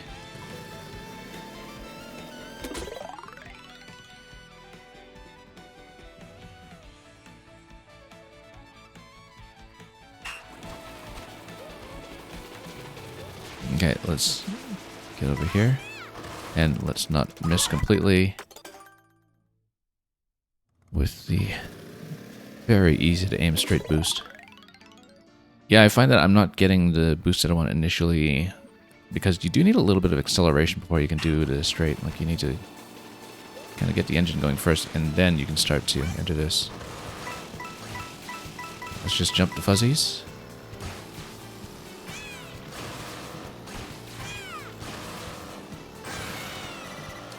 And hit the target for once. There we go.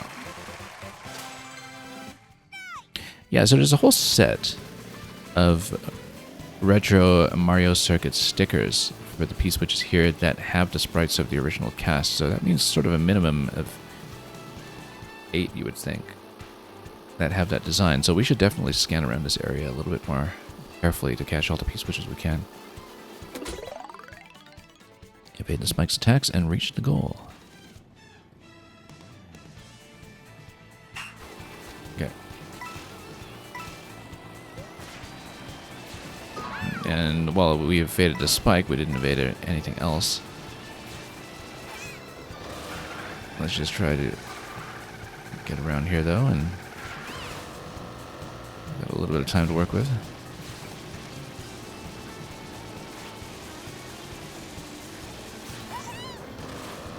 All these cop cars chasing them don't seem to be very effective here.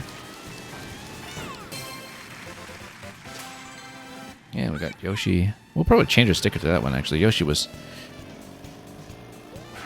the character I originally started as way back in Super Mario Kart, so...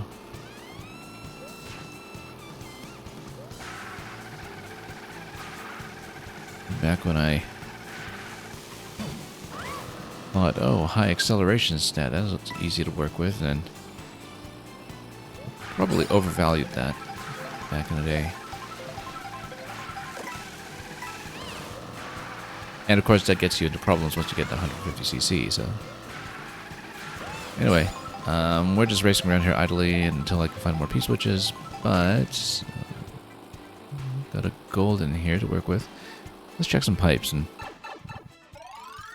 see if maybe there's anything... Yeah, there's a rail ride up above us in this location. We should get on that. Oh, P-switch. Collect blue coins around the control tower, so we need to get onto the platform to begin with. And we actually keep the golden mushroom that we had before. Whoops, no. Totally missed that. We'll probably need to reset out of this, but let's just try to see what this entry point looks like first. Not gonna look like that. Yeah, we'll need to practice this a few times. Let's hit the retries to get back to the origin location, but yeah, we'll definitely need to work on that rail entry here, I think. Seems clear to me that's where you're supposed to go. Oh. That's good, we'll just practice it. Nope. Alright. Let's practice this rail entry here, and then, yeah, you hit the drift here, then, oh, a little off. But absolutely, this depends entirely on being able to get on the rail, so.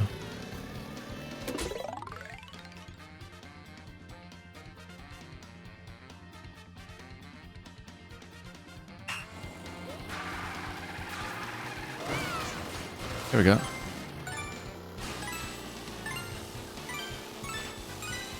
That's really the whole challenge, is just getting onto the rail, so. And we get Donkey Kong Jr. Specifically Donkey Kong Jr., if you read the cast in the original Super Mario Kart carefully.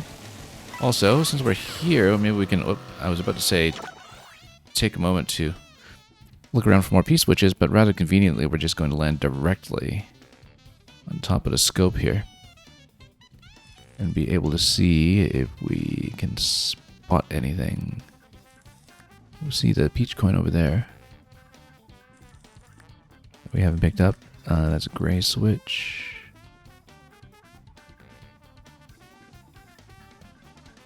Panel over there that we hadn't hit. Many panels, in fact. Actually, this is exactly where we were doing the P-switch challenge a moment ago, so we should, in fact, do a bit of rail riding there and just hit some question panels.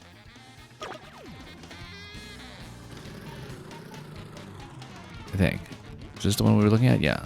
So, let's get upstairs and just ride around.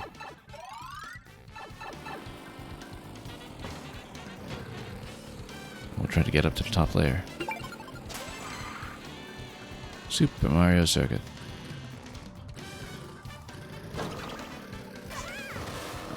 Nope, hang on. And whoops. Let's just redo the thing we did earlier to get on the rail, and then... Hang on. But then that doesn't get us to the topmost level, so we still need to sort that. Let's just aim properly instead of trying to do it by drift. Oh, we get enough speed to do this now. There we go. So there's probably a wall ride that we can do at some point here. No. So how would you do it?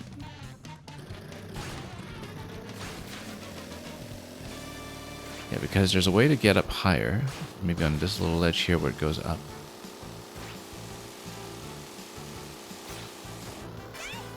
Nope, I was trying to hop to the side there, but we didn't quite get it.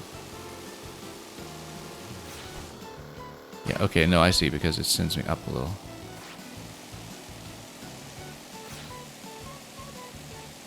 Let's take it a bit slowly.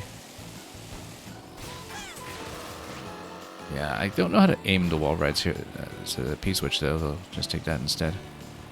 There definitely is not a question panel up top, though, and so maybe there's some kind of jump we need to hit, or possibly even a different pipe to enter the top layer.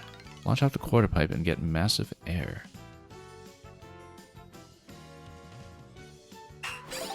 Okay.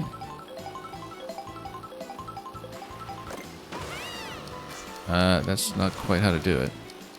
So we need to go up like that and then sail on down. So we'll go at a bit more of a perpendicular.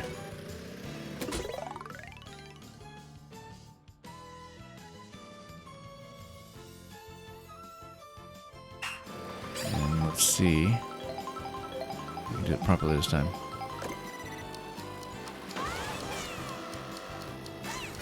Yeah, no, we're supposed to do a second boost there to reposition ourselves. With the second mushroom to actually get us in the ring. So I'm gonna try a closer entry this time. Again, we want to go more or less perpendicular against this. Then go like that. Didn't even need the second one. Okay, that worked. Again, we should figure out how to get on top of the building here. How does that building have that double pipe entry? Also, we don't know what we're missing for Daisy costumes yet, so let's just pop a few things. And yeah, we actually hadn't collected the arrow suit on her. I didn't realize that. Would have been a natural one to check. And Pro Racer. Did we actually just collect everything I needed for Daisy? Yes, we did. Okay, so we'll switch to somebody else in just a moment. After perhaps we figure out how to get on top of this. Let's see where this goes. The pipes could all go to different layers for all we know. Nope, this gets here. Maybe it's a feather jump to the left. I don't really know.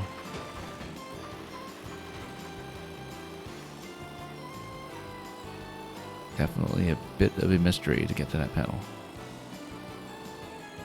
Trying to see if there's a wire ride or something that seems natural. Yeah, I don't see a good way at the moment. Maybe there's a way to fly down on top. We haven't seen yet.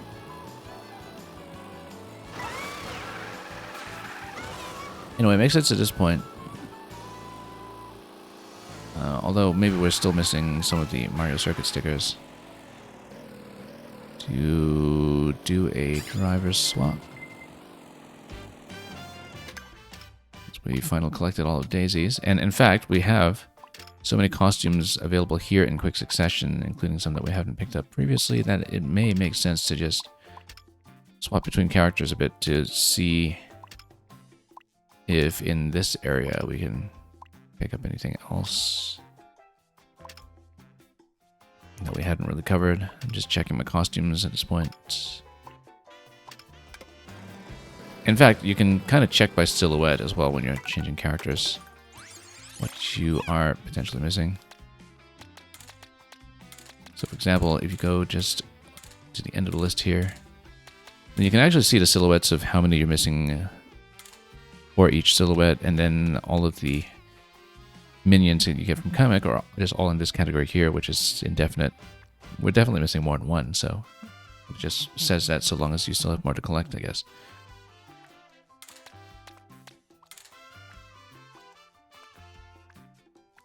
And yeah, Chess Benzo, if you want to redeem a changed character, that's fine as well. I mean, we're just prioritizing trying to tidy up the costumes right now. Let's go with Yoshi, actually. We're just missing 2 colors on him, and I'm not sure which ones.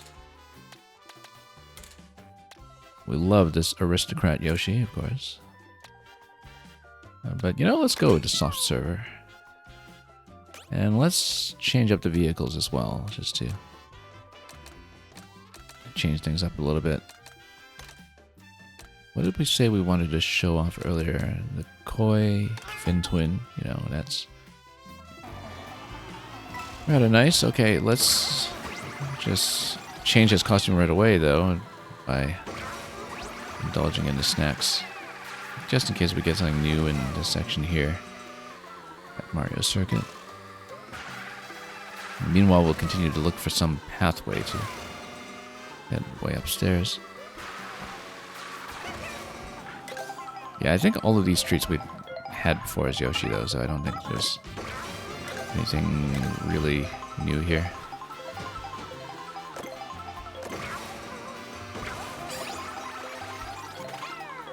Okay, in that case, let's just continue.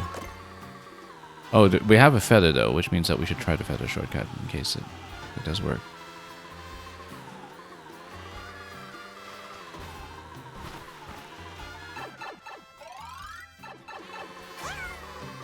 Oh. Let's get on this.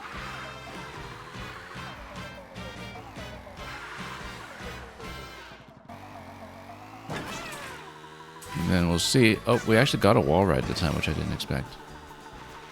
I feel like it is going to be something like a... Whoops. Gotta jump here, though.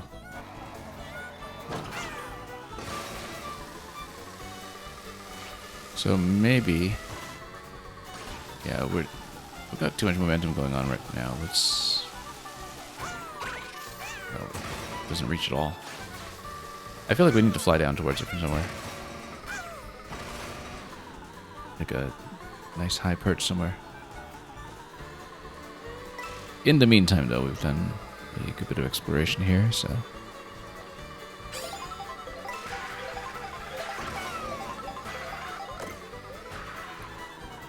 And yeah, Chessbenzo, enjoy the Yoshi pick that you just very recently requested.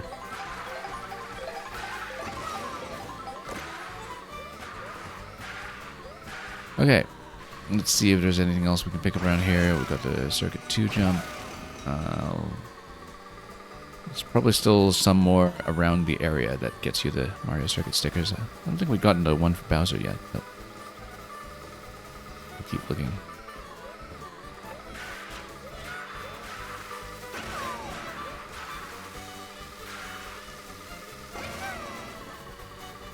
And we'll see if there's anything else around here too. Pick up as we go off-road a little bit.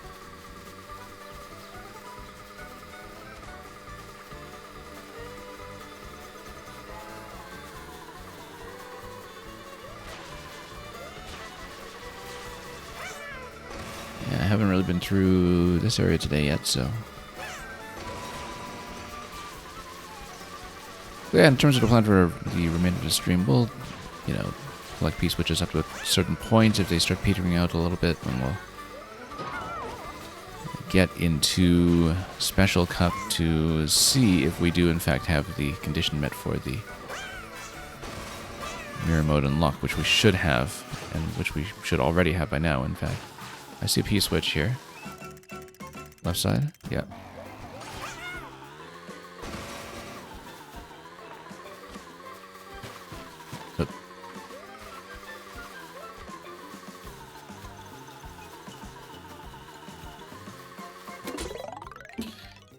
Chasing the train.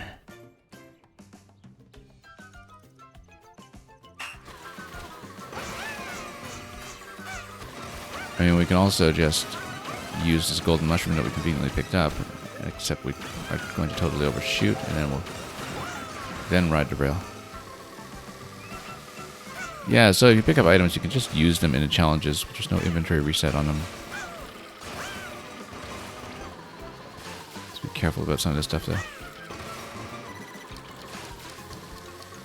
don't know if we could have done that with a golden mushroom. I mean, if you had done the rail ride all the way, but that's a lovely little Lakitu sprite over there. Let's try to get this with the wall ride. Assuming we don't just knock down the wall.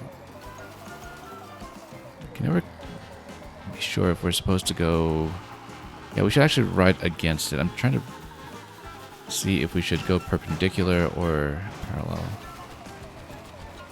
But I think for the wall ride mechanics, we just don't understand them that well. We don't want to knock that panel down just yet until we've a very clear shot at this. Oh, except the train. Yeah, you could also just jump off the train for that. That's another way to do it.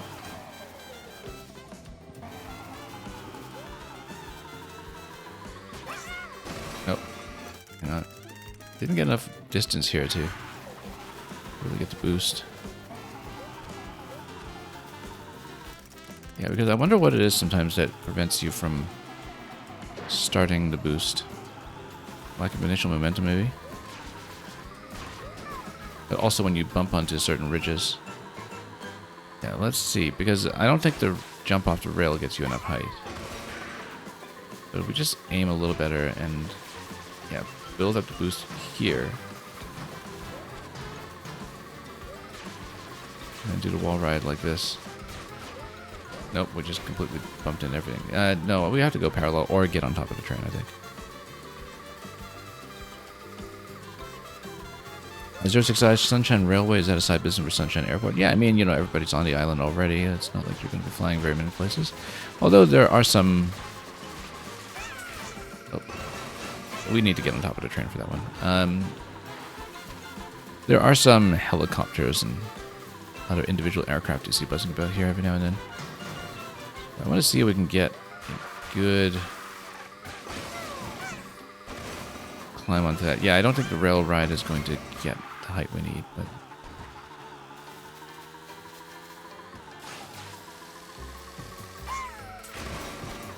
Because I would like to do a wall ride, because after a wall ride, I think maybe you can ride continuously on several panels. But again, the wall ride mechanics are still a bit of a mystery to me in some ways, so... You see, yeah, no, if we had gotten on that, then we'd jump off the wall to grab the coin. That would have been fine and accurate, but...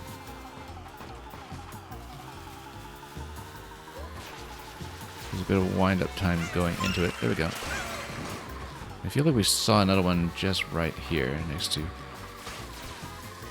all this stuff. Oh, missed it. Nope, come on. Nope, missed it.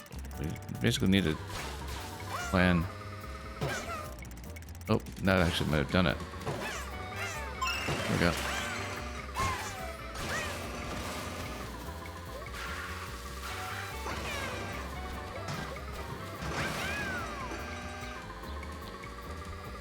Okay, what else are we going for here? Well, we've explored the vicinity of Mario Circuit quite a bit. Like I was saying, oops.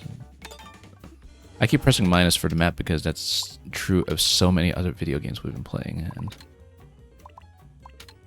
yeah, we can head towards Boo Cinema because, again, I sort of expect that in those Ghost Valley segments outside it will be a race-oriented P-switch for sure. Just figure out which direction I'm facing. Would be nice to have a compass. We want to go in the opposite direction of where I am. I mean, we could also use the visual landmarks for guidance a lot more than we've been doing. Is that a grayed out switch? Or is that a blue one that we mysteriously missed? There's a blue one we mysteriously missed, so let's take it. Jump, jump, jump your way through Mario Circuit. Okay.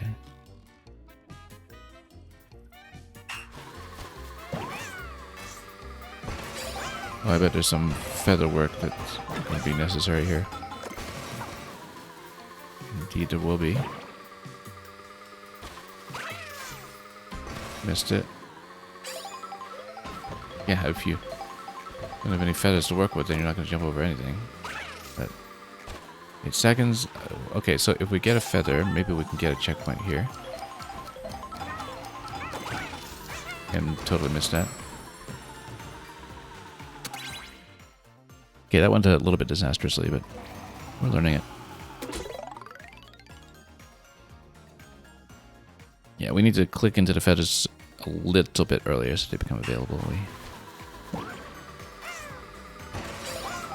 have not been in the habit of clicking into some of the item pickups lately. Oh, we're way off.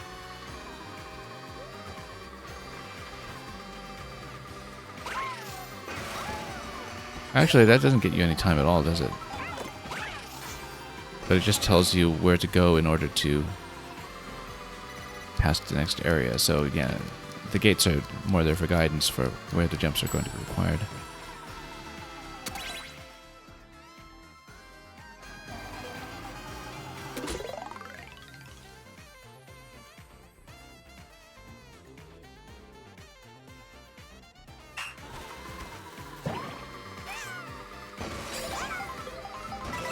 Okay, we'll hit this panel.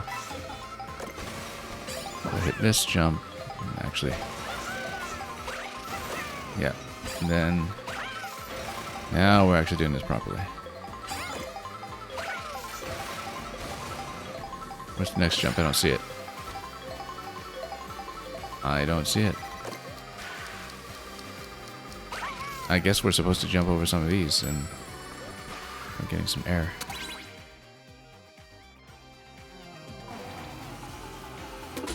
Yeah, because you get some guidance from those gates up to a point, but then after that, not so much, so.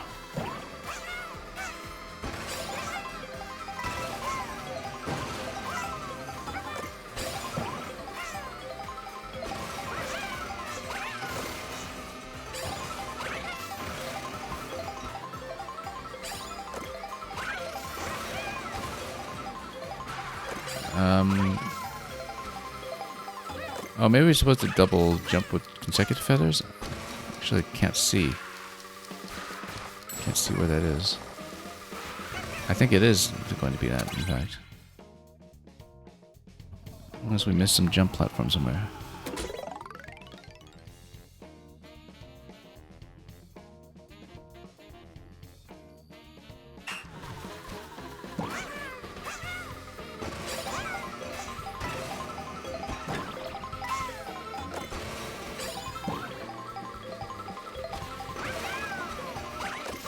Okay.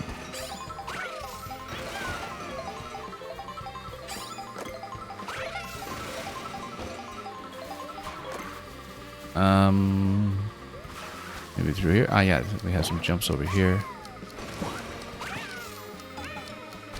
And then we need an additional feather to jump on the flag at the very end, so we overuse feathers at some point. Okay, so now I see where the course is. That there are some of those jump flowers that are on the right side after the last big conspicuous star gate, and so we should be veering right, and we only just learned that. And we will want a feather available for the goal.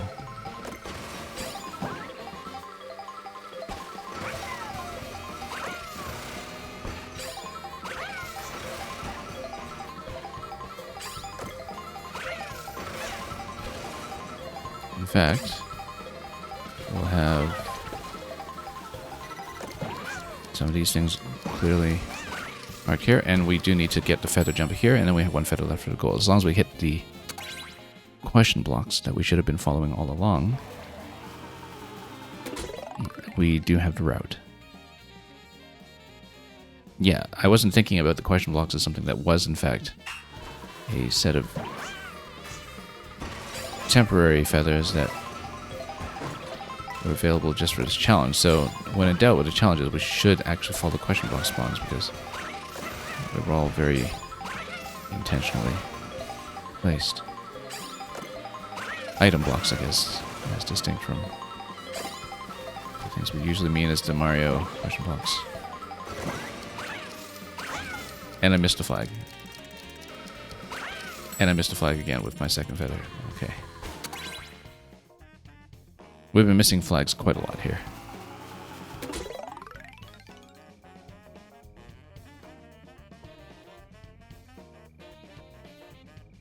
Not exactly 3D world here when it comes to the magnetism implicit in the flag.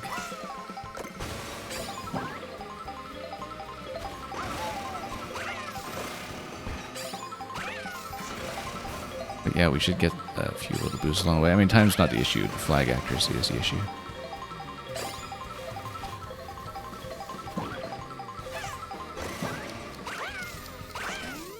There we go.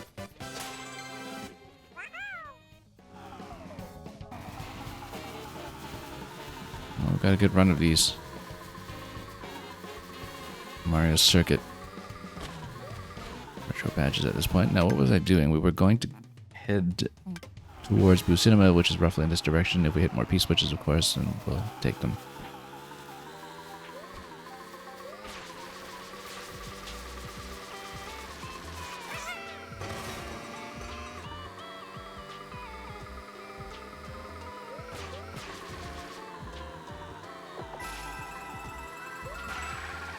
More coins for more carts.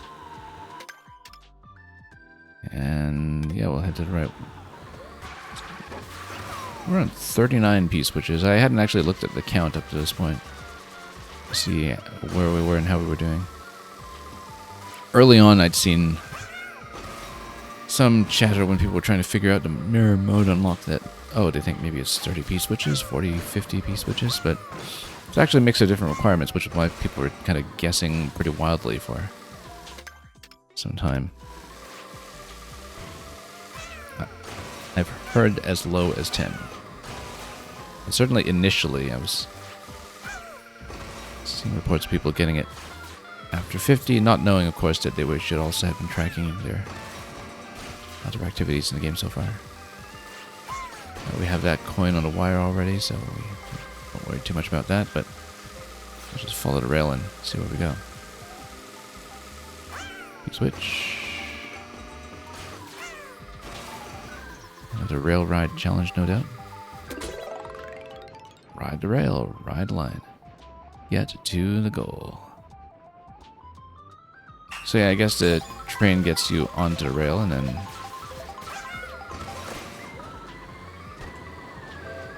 at some point we need a feather.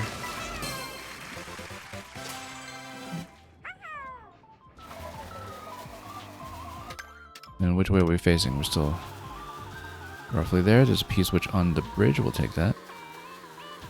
That looks like it might potentially be the Ghost Valley course entry. Oh, here's another one. Let's take this one first. Oh. The other one's in an easy location to see, so. Overcome the sinking feeling to collect blue coins. I think we need items for that because otherwise you sink. Ah, okay, so the star actually gets you across. I didn't know that. Because I had thought you just died to this, but maybe it's similar with lava as well. Unfortunately, having a banana in there does not help. Why would it give me a banana?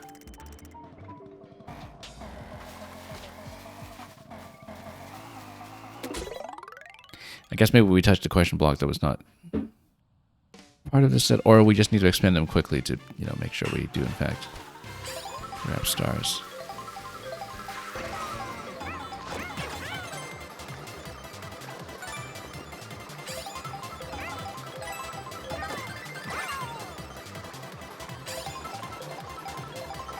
Oh, no, missed it. And we'll sink because we have no stars.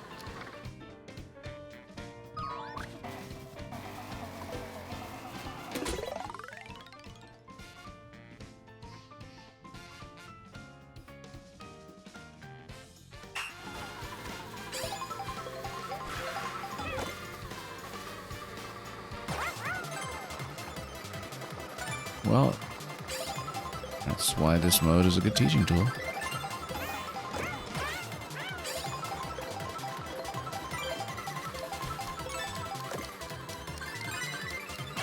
And then that's it.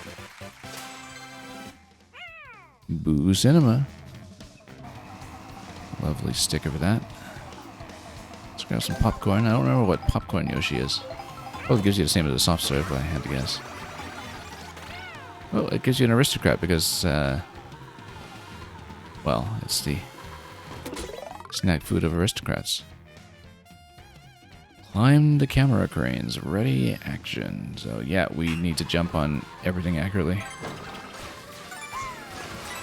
Get on the wall ride as well. Oh, nope. Missed the last one here. I see. We're supposed to land on the wire for the last bit.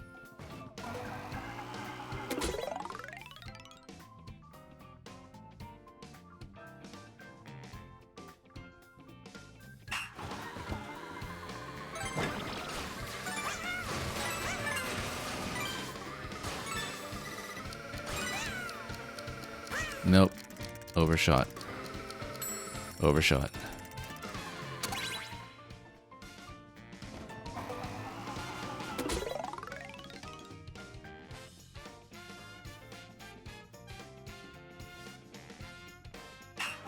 Well, it's just that last coin giving us accuracy issues. Well, I say that just as we missed that spectacularly.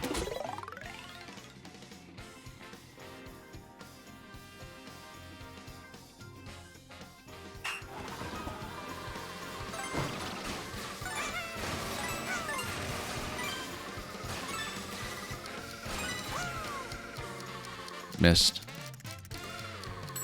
Oh, that would have been a hit, but too late.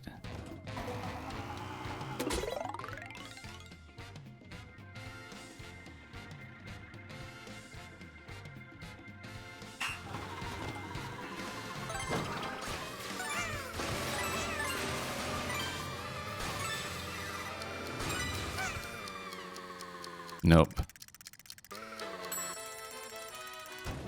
Yeah, we don't have a good understanding of the momentum conservation on the reverse just yet, but clearly I think those were going a little late. We were just overshooting completely. Instead of doing a side roll, maybe there's a point at which we should exit with a forward trick. And then that's still a miss.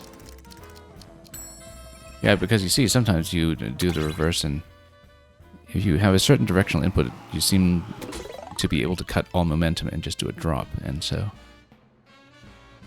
there are probably some tricks you can do with that. Like if you can do some kind of consistent momentum cut with the reverse, plus some kind of direction, then that could be the solution to a lot of interesting circumstances.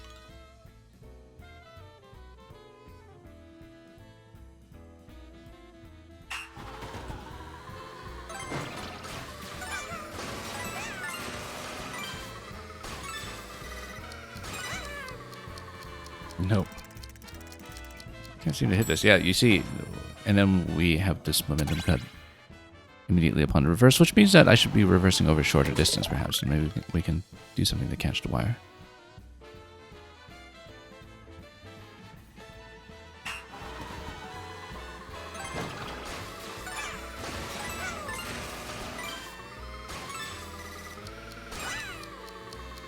Nope. And then, yeah, we just keep missing this.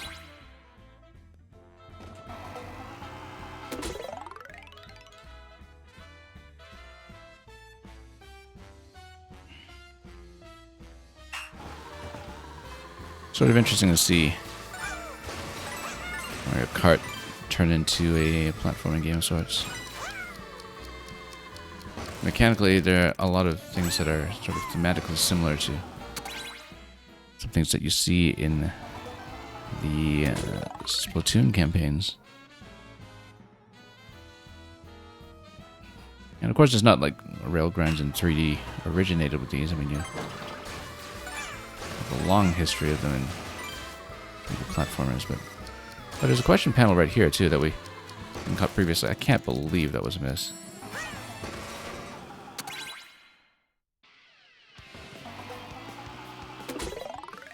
But we do know that the cranes are the way up to that question panel that we saw at the top. That is something that we should get, whether we are going to go on one of these attempts or not. Wow, that was wrong. Very wrong.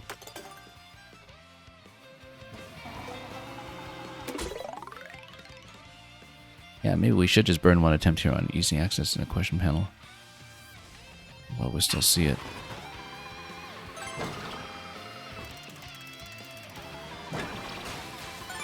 Currently, we're listening to the ending song of Super Mario Odyssey. Whoop, no, too much momentum there. I was trying to back up into that. Oh, and we missed a retry. Okay, that's fine. We'll go back to it.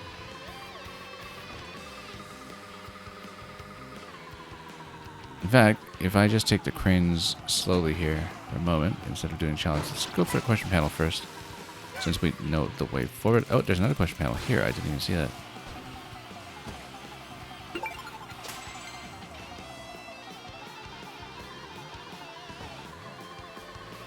Yeah, we'll go for the speed switch after we do that.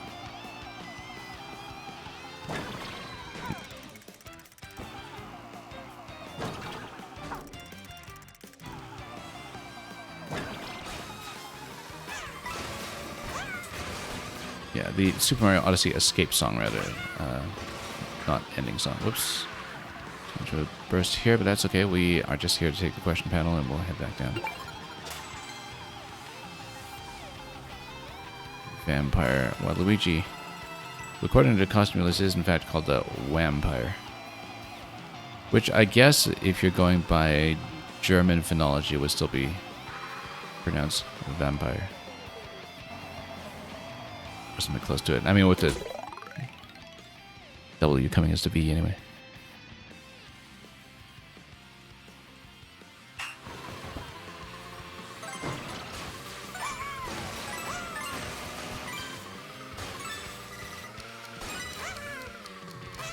I'm trying to back up into that. That almost worked. You see? I mean, we actually hit that little end segment for once, which is change.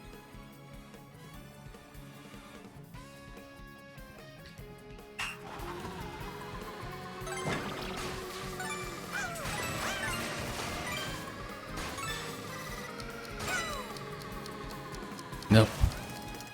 I just can't seem to hit this.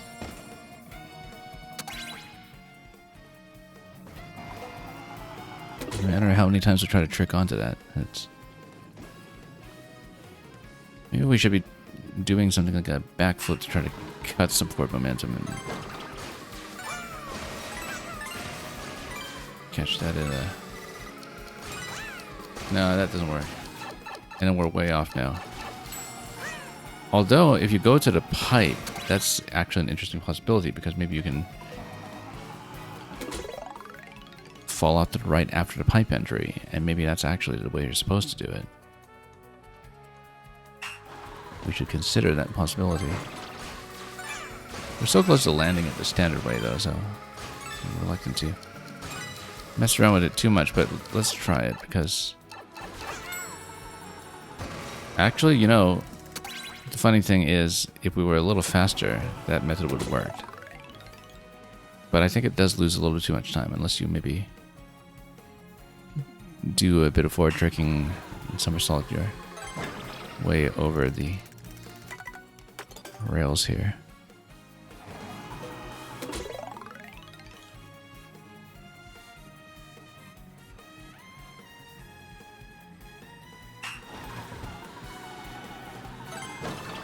Lost too much time on this already.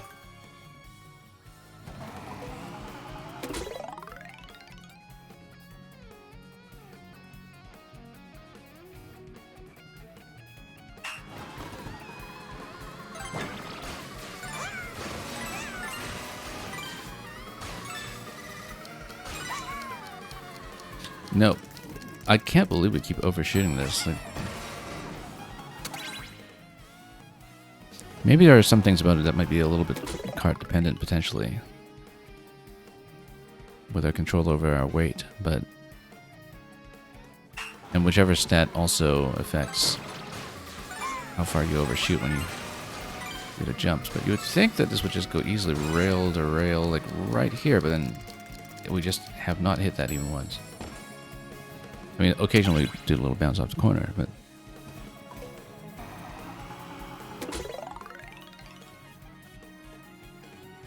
Again, we just do a light tap on the reset, maybe rewind.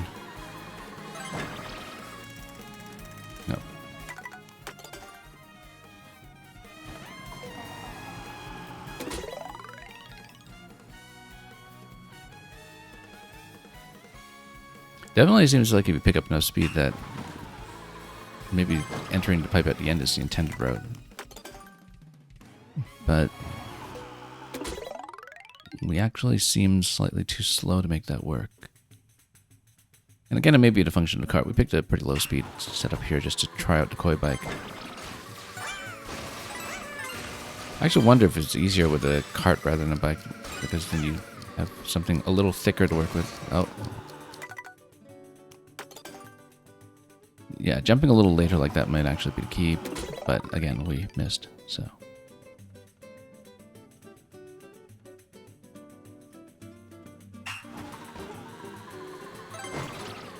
No. Way off.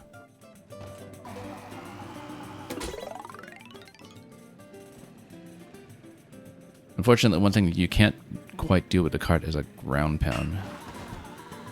Don't we ever wish we had that available to us now.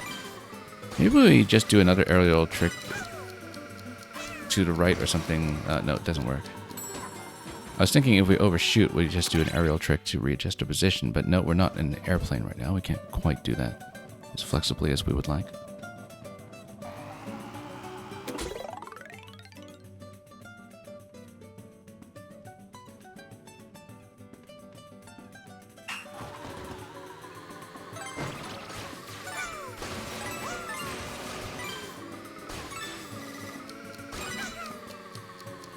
No.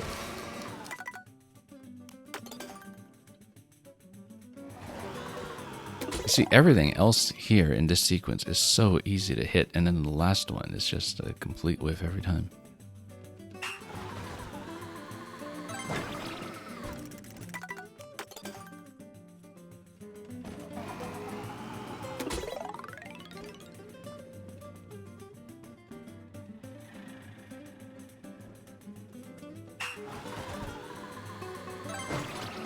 No.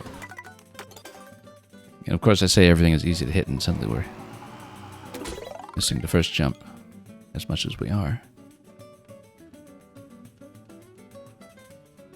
But yeah, there's got to be an easier way to drop down to that last one that we're not seeing. Oh, you know what it is?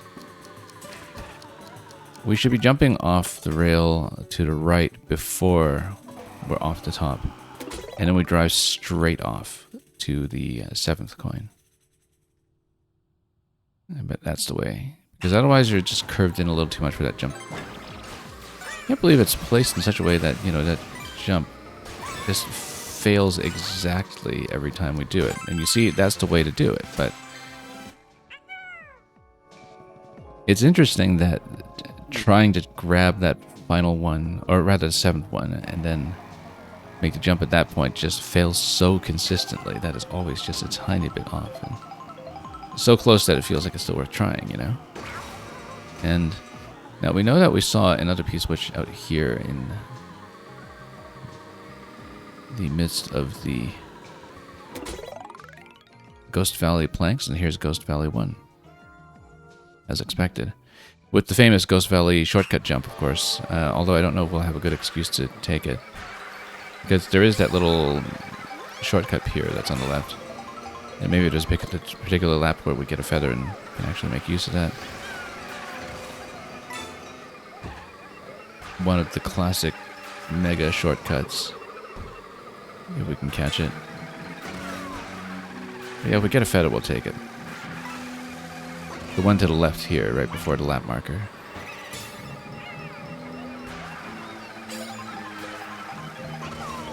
We can actually make it to that spot.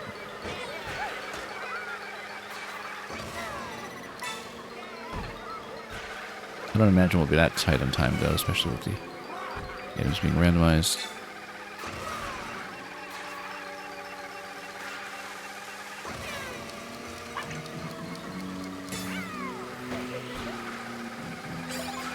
Yeah, very faithful recreations all around, but just, you know, woven into the world. Oh. Oh, that was bad. That was bad. I just missed a drift. The drift was in the wrong direction. Okay, let's do it again. Yeah, I just hit a drift in the wrong direction, and that Spoil the whole attempt. And yeah, you can see where the shortcut is on the turn. I don't know if we can just make that with anything standard. I think we definitely need a feather for it if we're trying that. It is after this subsequent turn here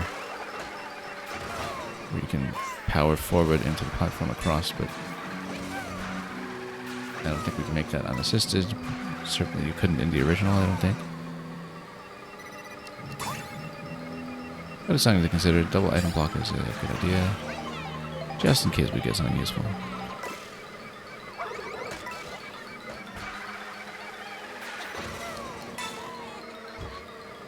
Yeah, and the other races really just here as filler to make it feel like a race. Give you a sense of direction.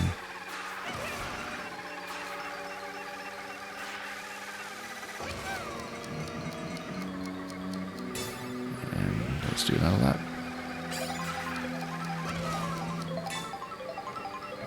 This valley with a lot more drifting than there used to be.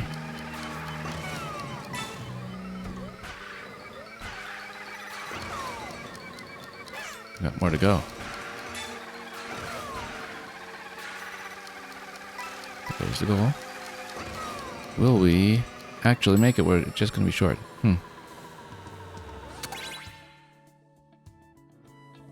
So yeah, the thing about these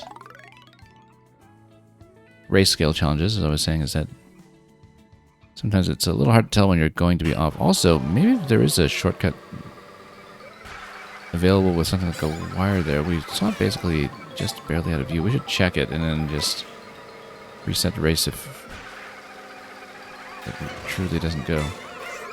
But we should check that spot to see if maybe there's some kind of change in this version that lets you cross. No, oh yes, you can actually trick over like that. So you can make the shortcut without any assistance.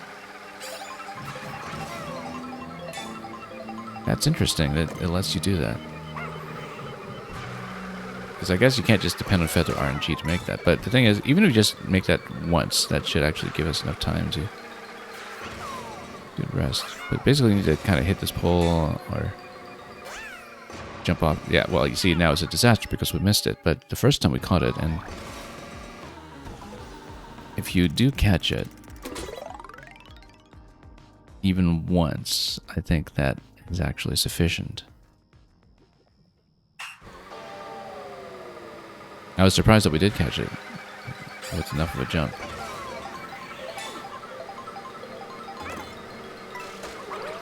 In fact, with a mushroom, that should hopefully make it extra easy to do despite the slight height gain that we see there.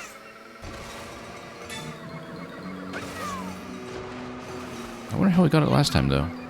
Because I think we need to hit that pole or something and trick off of it. There was something that we did to make it work. Also, I forgot to hit the switch.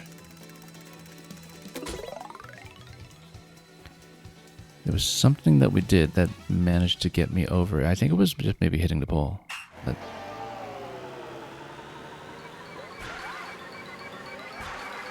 we just kind of assumed that you need a feather there. But we got height off of a particular trick in that spot that made a lot of difference. And too bad we squandered the attempt from there, but... For example... Yeah, you can actually do it. Just off the pole. Very neat. And we're just going to do a normal circuit the rest of the way because I feel like we... I've gained enough time just off of doing the trick once. I don't want to push our luck here.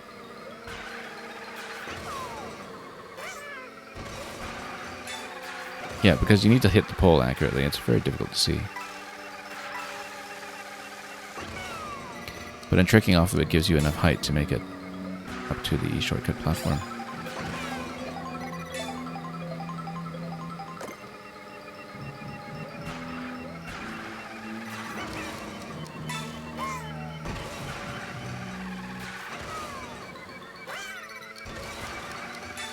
Mess around with it too much from here. However, we do have mushroom just to maybe get me over the line by a decent margin. Yeah, 06i actually racing on Ghost Valley, complete with the shortcut. Very authentic. Oh, I saw a P-switch over there and was totally distracted. Hang on. I think there was a P-switch over there on the far end.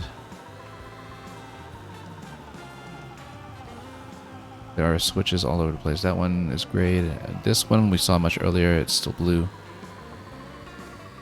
Possibly it gives you another segment. Ghost Valley 2, there we are.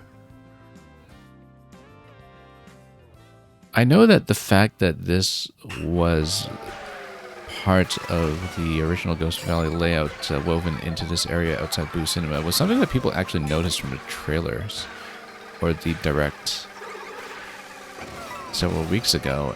But of course, one thing that we would not have known at the time was that you'd have an entire P-switch challenge which is doing the classic race. And it makes so much sense now that you see how these challenges together. Now that's the famous, I say famous, or I guess memorable boost pad at the end of Ghost Valley 2 that we totally missed off the edge. I'm so accustomed to it just looking like an arrow. Oh, that was a mistake. Getting rammed like that.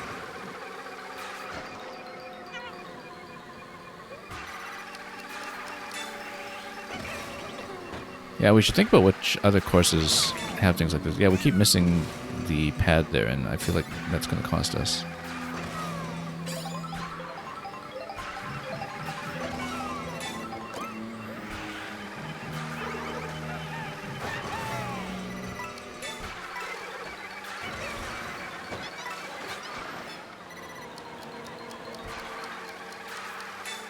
We'll get a little bit tight here, but...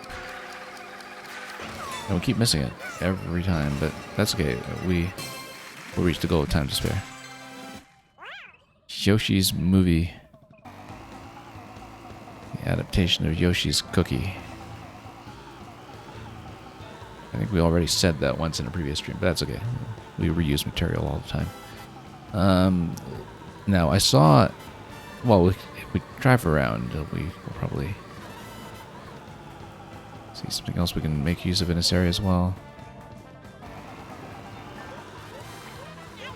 Yeah, that's really neat that there's so much racetrack to work with that doesn't fall into the standard multiplayer races all over this game.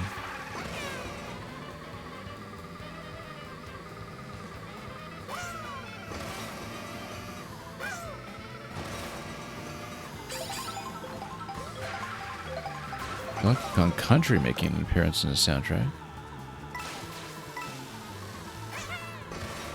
Oh yeah, no, because I guess because you would have the previous DK courses starting with Mario Kart 7. I mean, well, lots of DK courses before that, like DK Pass, DK Mountain, etc. But I remember the Donkey Kong Country music specifically, and this arrangement of Donkey Kong Country music is something I associate very strongly with the Mario Kart 7 course. Take a peek into a ghostly cinematic universe.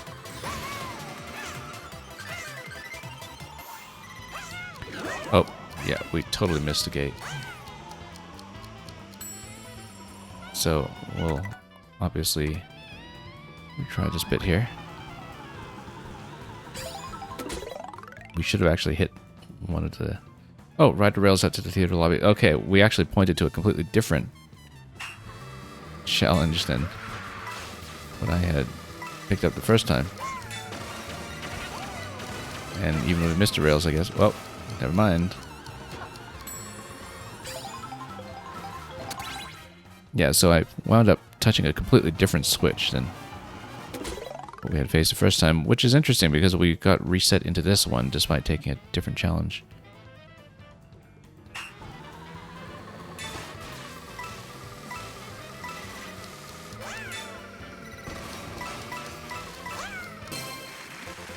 Alright, let's go back and try to clear the first one that we saw.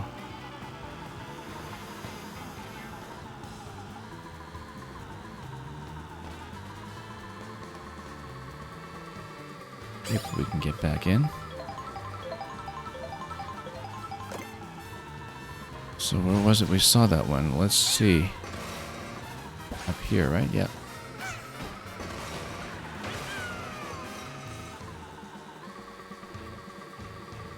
Let's get back upstairs.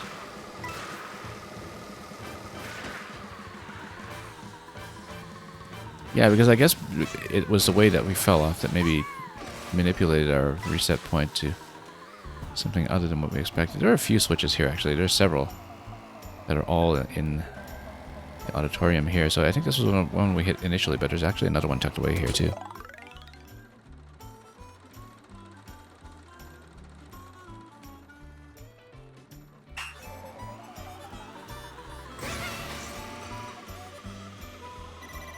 Oh, no. I was trying to aim for this stuff. But actually, no. We should maintain the airplane so we can get up to the top.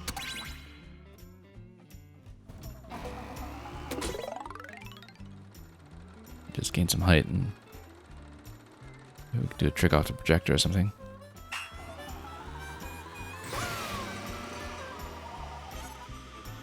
Oh, or we could bump into that and totally make a mess of things. Nope, yeah, that doesn't get you where you need to go. So we do need to fly our way over, we just need to not bump into everything on the ceiling. We do need a bit of height, though. As previously, we were winding up more than a little bit low.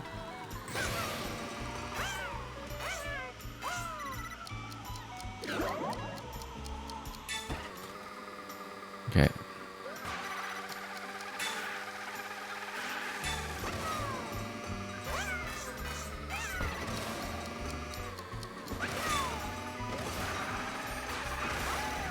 And then that'll be a nice and simple goal.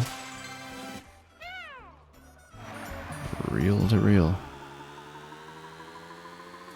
I love that you can kind of stare into the light of the projector there.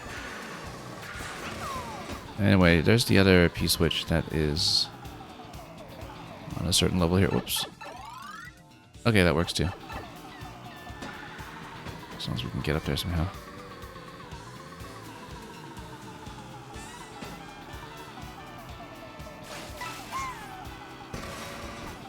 Was it on this layer?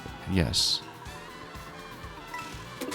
Oh, question panel over there too. We should keep that in mind. Race during a truly immersive movie experience. Okay.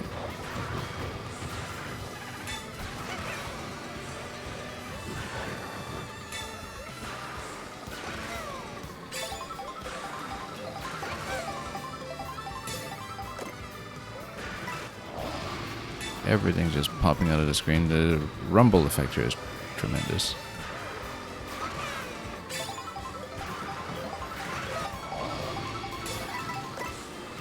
Yeah, that's one big roar. The palms of our hands here. The rumble effect from the Tyrannosaur.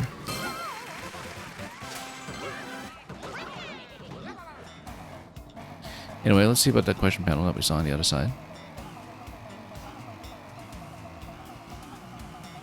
Yeah, it was up here on the next layer. Let's just work our way back up.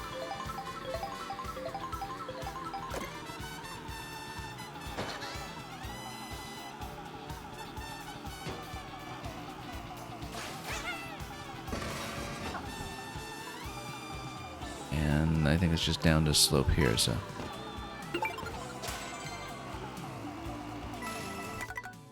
And how are we doing for the collection of 47? Let's stop at about 50 today, I think, since we'll actually have a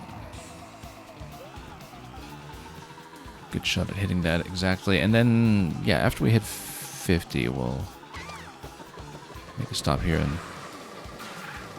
well, we could catch Nebbit. We don't really care too much, to be honest. Maybe he'll lead us to interesting places. But we have what we need from him already, so... A couple of drifts are usually just what is necessary, and of course we just could miss completely. You know what, let's just grab him this way.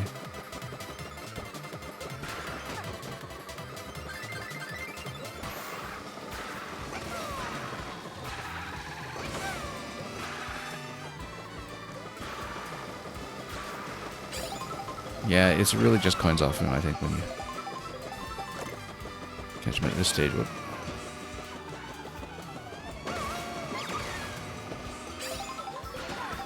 Yeah, because the first time you catch him, you get a badge, but not so much after that. So let's get out of here and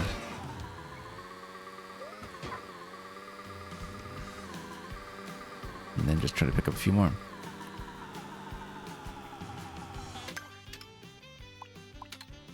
Well, we can head towards the Starview Peak or Dandelion Depths area. We haven't really seen either today. And just run into whatever trouble we see along the way.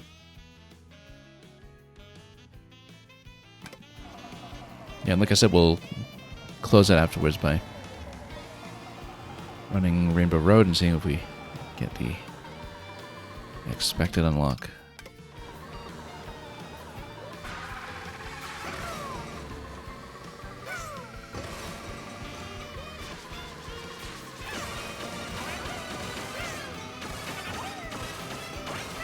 If we see any switches to pick up here along the way, we'll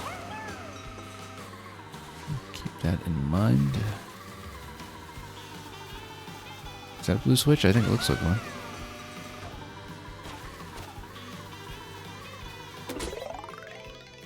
Brave the Haunted Forest.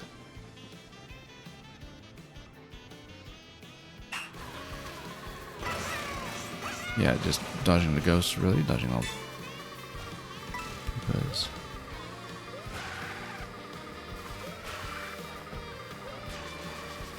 You get a boost every now and then. Oh, we missed them all. Whoops, I actually missed that.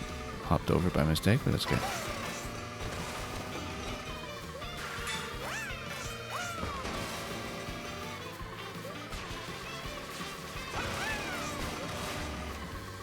Plenty of time to spare. Oh, maybe. Okay, a little bit of time to spare. And now that we're flying, let's see if we can fly towards anything interesting.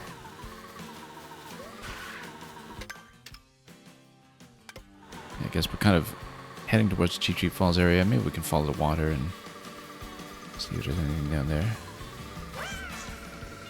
And we do see a P-switch.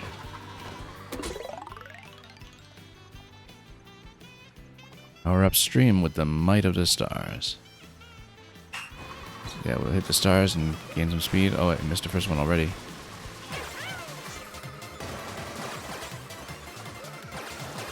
Missed the question block as well. Not great. Well, that's why we want to hit the stars, so we can actually get through all the obstacles. Okay, very generous margin on that one, so not too much of an issue. And what do you know? It puts you on another switch right away, and so let's have blue coins on the way to Dandelion Depths.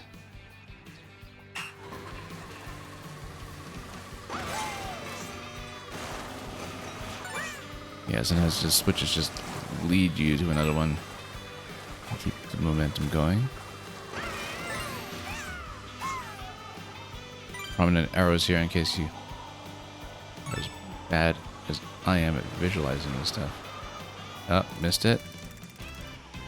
Missed it.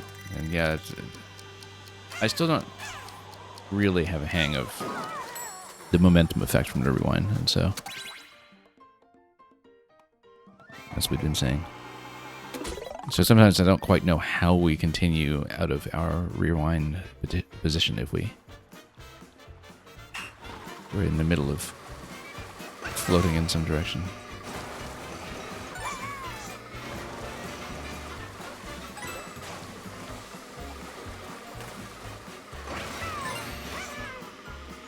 There's a coconut mall we're listening to. Oh, no. Nope, just missed. Okay, let's reset it.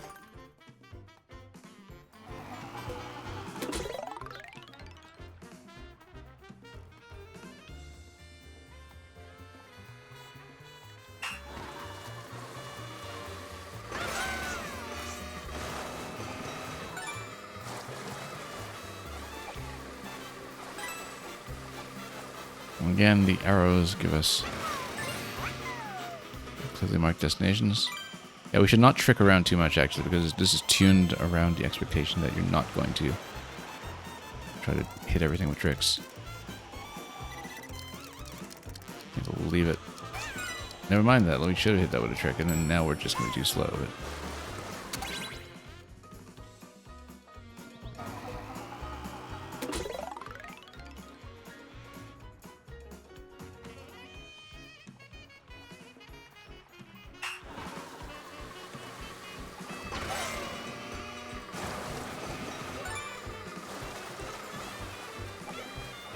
okay. On the steamboat here. Yeah, so occasionally... Oh. We will, in fact, want to dodge this way and that if we're going to fly that inaccurately.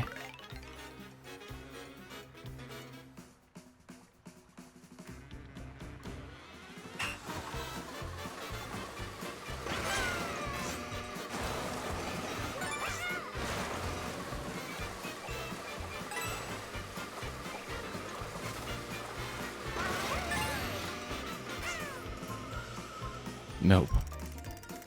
What a miss. What a miss. Yeah. And... yeah, we lost too much time on that. We should have corrected with the trick left, trick right to begin with.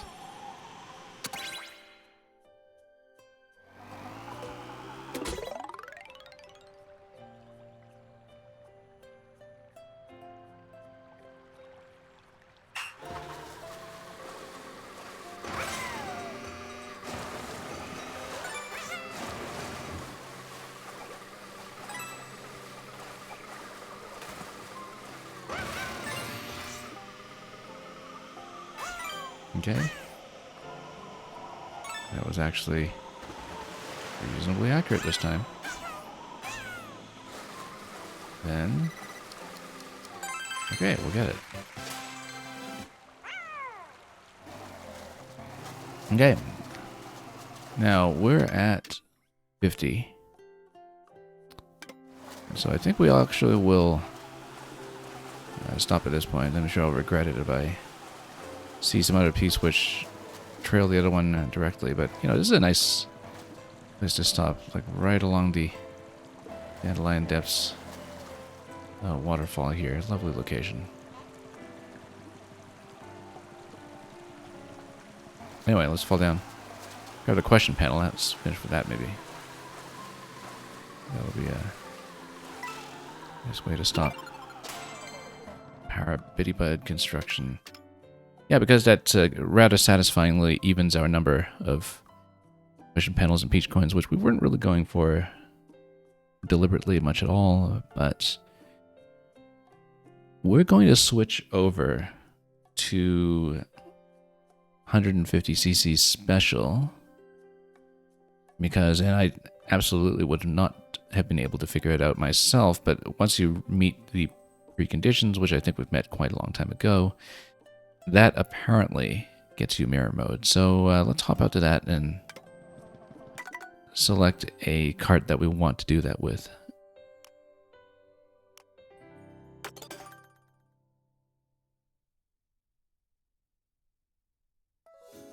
So yeah, doing 50Ps, which is pretty much in just one free roam sitting today. That was quite satisfying, just to weave from one to the next. Eventually, we'll see them peter out, I think, but we play enough of this game off stream already just to run around and take photos that, you know, all this time we've been avoiding the P-switches to save them for this stream, and it was kind of nice to do them all in a bunch. We will not be doing all the P-switches on stream by any means. I want to occasionally take them off stream if I do see them in my own free roam offline. And regardless, I don't think it's feasible to be doing like a complete sweep of a hunt. At least not while recording it every step of the way. But I think we saw a pretty good, sizable variety of what the P-switch missions offer today. And maybe some other ones will come out and surprise us, but we saw a good spread of difficulty and style. Alright, let's see who we want to take into the rainbow. Yeah, so I had been doing a little bit of knockout tour online with the King Boo Aristocrat. It's just a wonderful costume. And one I'm very glad to have. I'm just thinking about what we haven't already shown off on stream, because we did lock a few things. Since there's the Vampire over here, of course. And we also had the Pirate Boo, which we hadn't shown off. I'm just considering my options. I think we are, in fact, going to go with... Oh, there's also the Fishman Luckadoo here. I read a nice one. And Wario's got his amazing costume game going on. We're going to go with King Boo Pirate. We all have all the Boo costumes, so, you know, picking up food bags will be really inconsequential here, but we'll go with this, and we'll pick a nice ride for a good, clean attempt on 150. We've shown off a pretty good chunk of the vehicles at this point, so let's just pick something that looks nice and makes for a good completion screenshot or something if we want to do that. Stellar Sled is a lot of fun with many different builds, but very low acceleration with this combo. Oh, let's go Bumblebee again. This is such a nice looking vehicle. Just pops out at you. Yeah, like I said previously, we had gold in everything. We did not get 3 stars in anything. We were very, very close, just one turn away in some places. But we'll see if we can go for gold in a special. I don't know if it's just a completion requirement on a special where you just need to finish with a cup or something, but there's something that we need to do that is special cup related to trigger the mirror unlock, or so I'm told. So let's do that, and that's almost certainly how we'll close out the day. Other thing too is apparently when you, so it keeps the star rank, as you can see, that it feeds the star rank down to 50 and 100. I'm told that if you do that on mirror, it actually trickles down to 150, which didn't used to be the case. It used to be the case always that 150 and mirror were kind of tracked independently. But if it is the case, when we do a 3-star grind, it might make more sense to do it on mirror than on 150, just to, you know, fill 3 stars everywhere for the graphical satisfaction. And also to do mirror mode before we get too accustomed to the tracks, because, you know, it's the biggest adjustment to feel like you've actually finally learned the tracks over a lot of iteration and then jump into mirror mode and just lose it all and turn the wrong way on every turn. Regardless, we need to do 150 special. I don't know if we actually need 150 specifically, but that's the only way we play, so. It'll be a pleasure to see the brilliant new Rainbow Road again.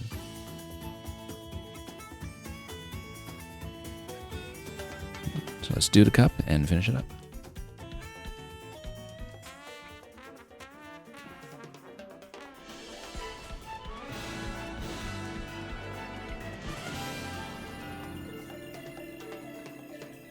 And it reveals that little strip of Rainbow Road at the end as well that we will get to relatively soon. So.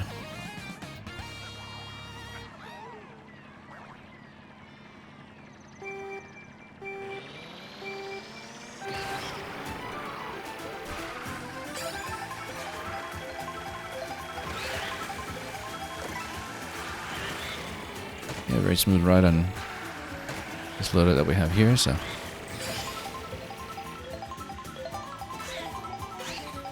Gonna have to get back into a racing mentality after anything else we've been doing with the P-switch hunting today. Also, back into a Grand Prix mentality after all of the knockout tour that we've been doing. Because again, knockout tour, it's a very different pace to it when it comes to things like item strategy and also the degree to which you need to focus on keeping up with the leader and knocking down.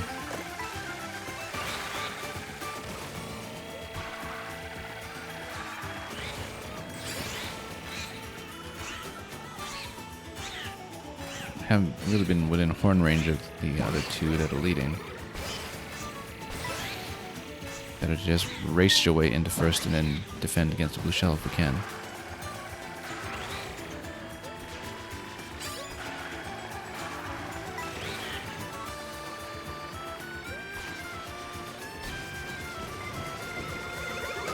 Oh, should have actually defended against that, and woo, yikes. Okay, that was disastrous. You know what, let's try to get a good catch-up item.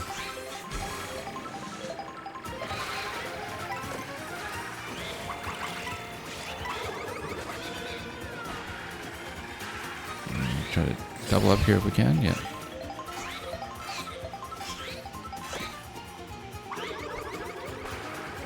All these defensive weapons, we really want some speed. Missing everything up there, of course. Oh, turned the wrong way and a drift. Yeah, this has been a disastrous race, actually. Considering we're already on lap 3 and we're not really doing very well at all. That's good.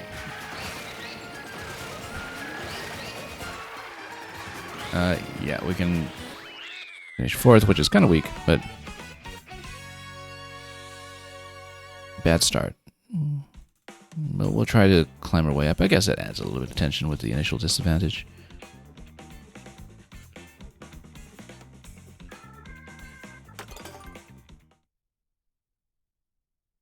The first race there being an actual 3-lap circuit, which is unusual for this game. And then we'll continue off of this branch here and weave our way into Mario Circuit. Very much like what we did in the P-switch hunt earlier, where we also took a route from Acorn Heights to Mario Circuit. Not this route exactly, but the principle is the same.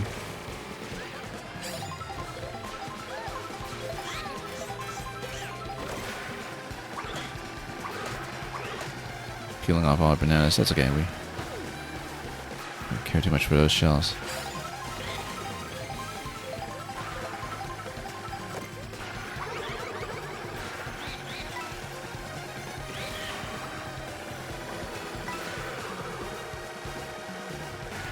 Lots of nice wide drift opportunities all over these courses.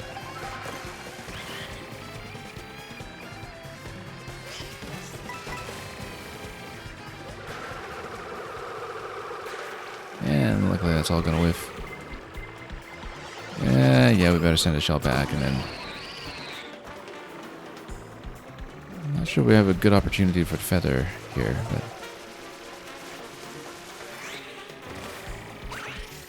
let's just try to get something a little more directly effective unless we know a specific shortcut that we'd be going for. Okay, and we better double up here.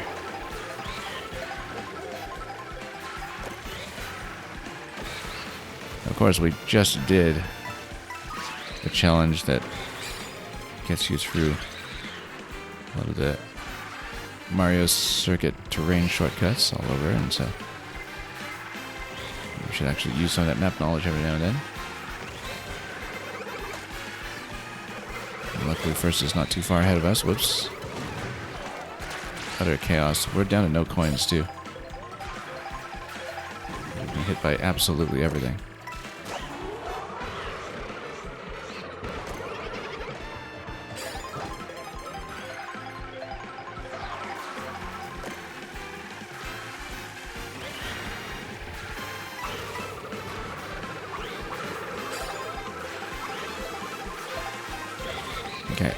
something offensive here. No, comment.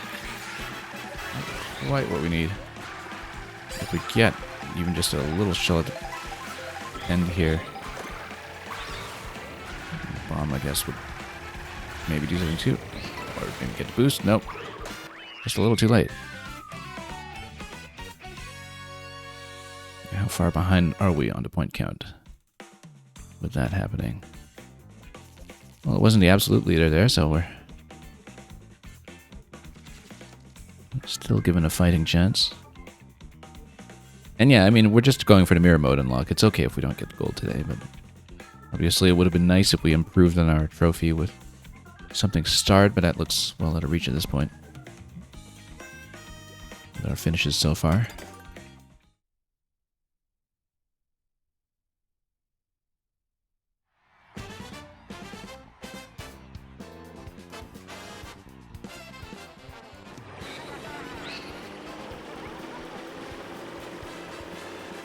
And let's continue from this point. Make it to Peach Stadium.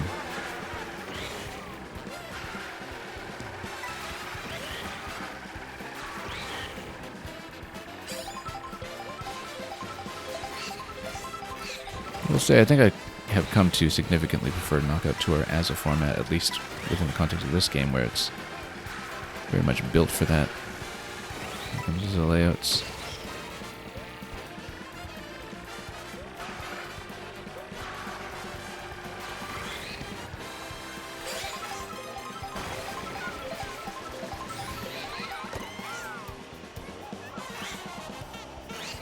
Anyway, let's fly, and then we'll see where's a location for some shrooming. Oh, should have just taken that. We don't know if there's a good feta spot here.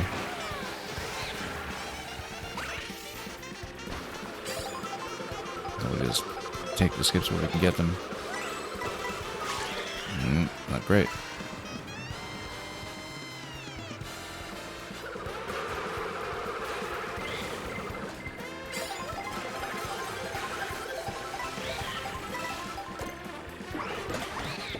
Okay, good.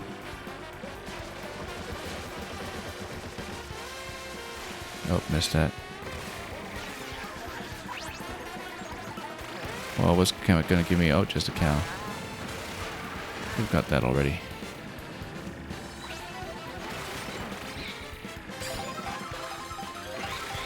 Yeah, just holding on to the mushroom for a really good clear shortcut if we can get one. Hopefully we don't have lightning force it off of us that soon. I might as well burn it, grab an item.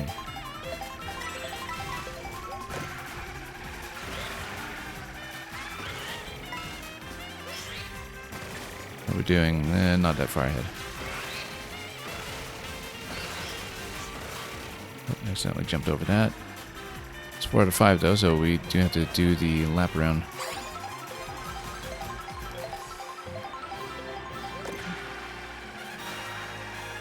This peach-themed raceway as smoothly as we can.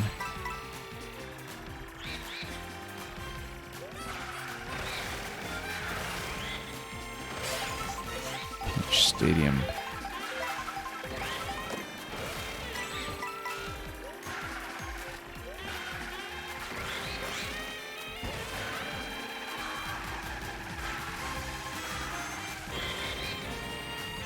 We're seemingly doing well, but, you know, it's still vulnerable.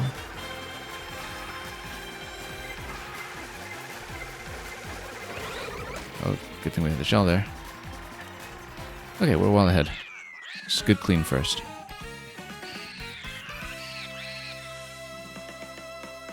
Now we'll still need to have a good finish on the last one to pull ahead. And so let's have a nice solid rainbow road.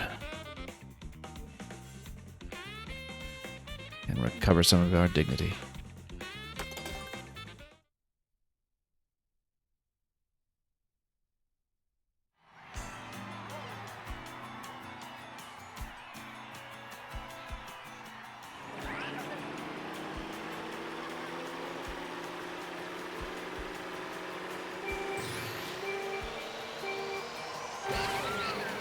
Okay, so we begin with some flight.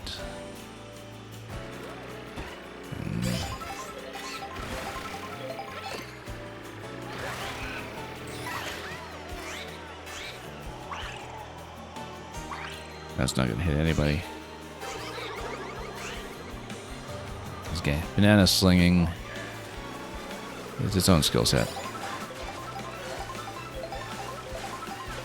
We're a little behind here, but we can mix things up with items. Yeah, lots of panels on here, which are incentive to ride up here instead. Just boost here and see how we do on the ascent into the rainbow.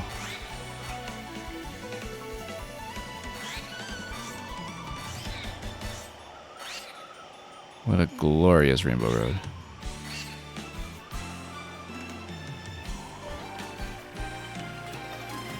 Yeah.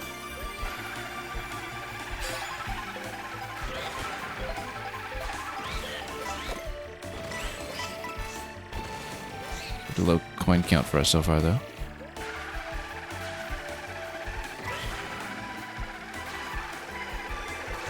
Because we've become so accustomed to all the coin shells being flung everywhere in Knockout. You can and should just amass a full suite of 20 coins right away.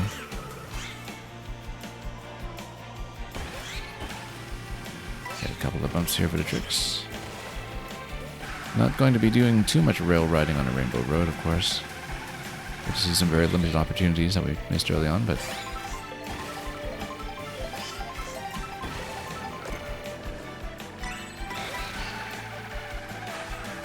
here we are.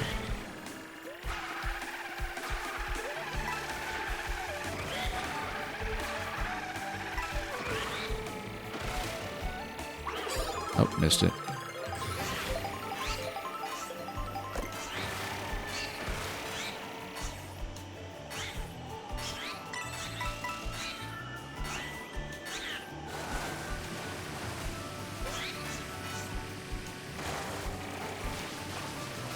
I think it's Rosalina that we need to finish ahead of. So we're off by 1 point, so second here behind somebody else might still be winnable outright. And look at the tow train. They're having a time of their lives. Speaking of which, this little double winding segment does remind me of that ice circuit, the Tug Team ice circuit that was in Mario Kart 8. Full of the double pass winding everywhere. Ice Outpost, I think it was.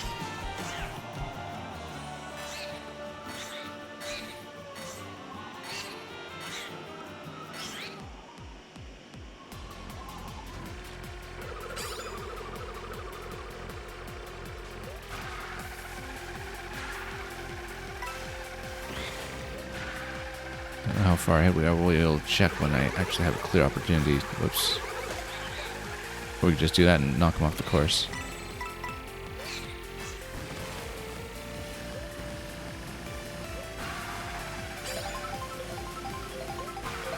Just lose us our line of defense, but that's okay. We want to be first. Oh, that was a little bit dangerous. Kind of went way off course there. But we have Horn for defense, which is great. We're sitting on a pretty decent lead, I would say.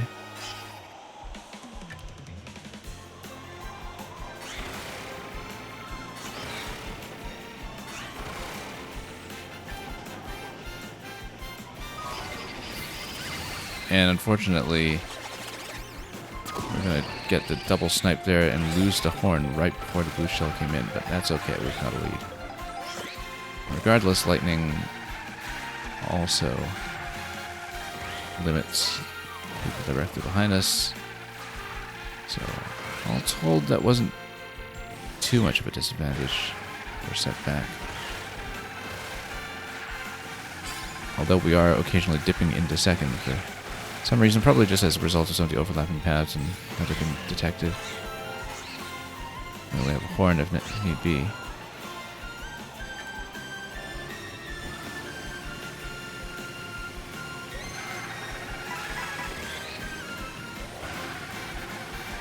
And look, you've even got the Mecha Kong that's the head of the train. Visiting from the spaceport. There's a lot of visual detail that we hadn't noticed the last time we were here. Okay, we've got a lead.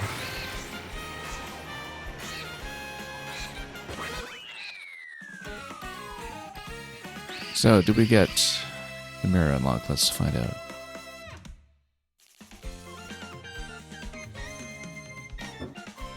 The satellite section is short, but it made your rating go from a 4 to a 5 for this Rainbow Road.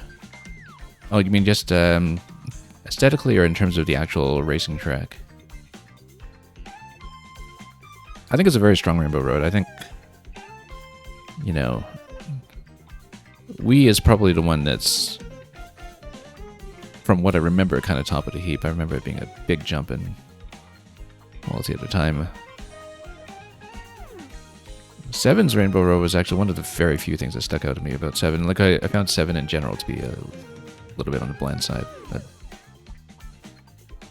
But I think the way that 7's Rainbow Road made a comeback in 8 really kind of showed off what was good about it. But the Wii, I think, was always the one that I sort of considered top of the pack. This is way up there, though, this one. Big improvement on 8. I always thought the original Rainbow Road, the MKTV station in 8, was a little bit too loopy and claustrophobic and just far too short, really. But yeah, very happy with this.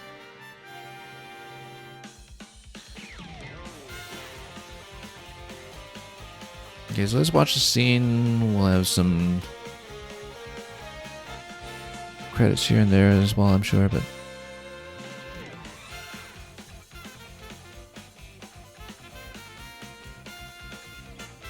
and we'll see if we actually get the mirror unlocked, because, you know, we've done all the GPs, we've done all the knockout tours.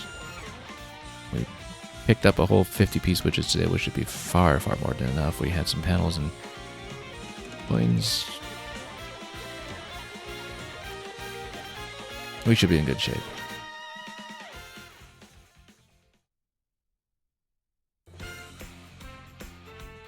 Yeah, no stars in this one, though, because our first 2 races here were a little bit dire.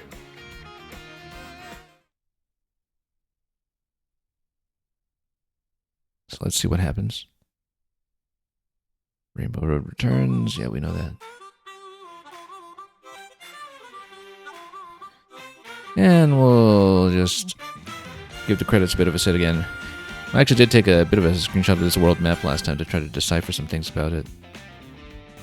And yeah, we probably can do a credit skip, though. We're seeing it. It is lovely, though. It's just that we had streamed it already, so. Yeah, it looks like we do have something new here. Peach Stadium.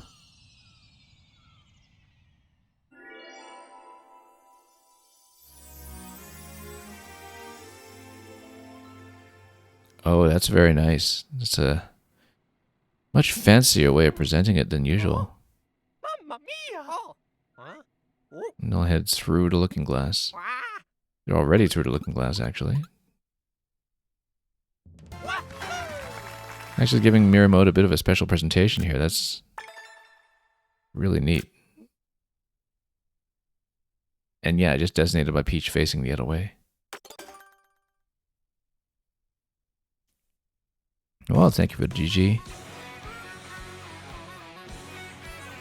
And then, yeah, it's just going to land us right here. The title screen. Now, we're not going to run it today. I do want to see what stickers we've collected. Many. Some of these from panels, but most of these from what we had been doing with the P-Switch hunt. And it does say that. here and there. You've cleared a mission. Oh, very difficult to say which one we want to take. I was originally just going to take this one, the Retro Yoshi.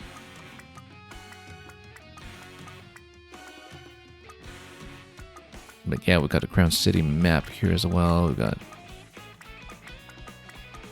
lots to choose from. And then this gets back into the zone of everything we cleared previously. I'm gonna go with this one though. Blue Cinema here. We'll probably switch back and forth between these and some of the Super Racing stickers. Yeah, so we're still missing Mario, Bowser, and Koopa for these ones. Clearly, they're going to be there somewhere in the set. Oh, this is a really great one too. Look at this one with Yoshi being the aristocrat we know him as. Okay. I just want to take a look at how Mirror is looking on the list. But we're not going to go into it. For example, yeah, look at that. It flips everything like this as well. What if it gives you the same animation for anything else? No, just the first time.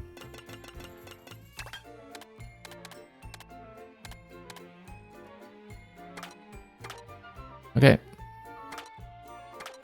We're satisfied.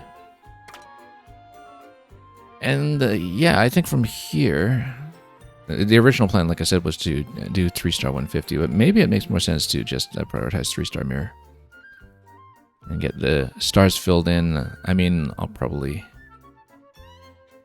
still go back to 150 3-star at some point, even though it's not separately designated. I don't know, maybe. I also see P-switches here already that I haven't activated yet in the free roam. Like I said, I don't know if we'll stream any more P-switches necessarily. I'm glad we got a huge chunk of them done today so we can kind of have the experience of learning what they're all about and what the selection is like. But from this point on, I think that if I sort of see them off stream at my own time, we will take them as we go, and I'm not going to show off 100% of them. Although maybe the advantage to streaming which P-switches we've collected is that it's easier for me to remember and track which ones we have done. As you can see, we're passing by tons here that we already found ourselves to have bypassed or neglected. But I think this is a good place to finish, so thanks so much for joining me today for this stream. We'll have even more Mario Kart to come in some form. And for the moment, we'll just listen to the Aquatic Waltz variant of Super Mario World theme as we proceed to send you folks off somewhere else. So, thanks for watching, and we'll pass you on somewhere else very shortly, as soon as we determine where. And have a wonderful time with whatever you may be playing or experiencing. I can't believe we're still just on week 1 of the Switch 2. But it's just been a wonderful experience all around. And we'll see where we go next. As always, fare thee well.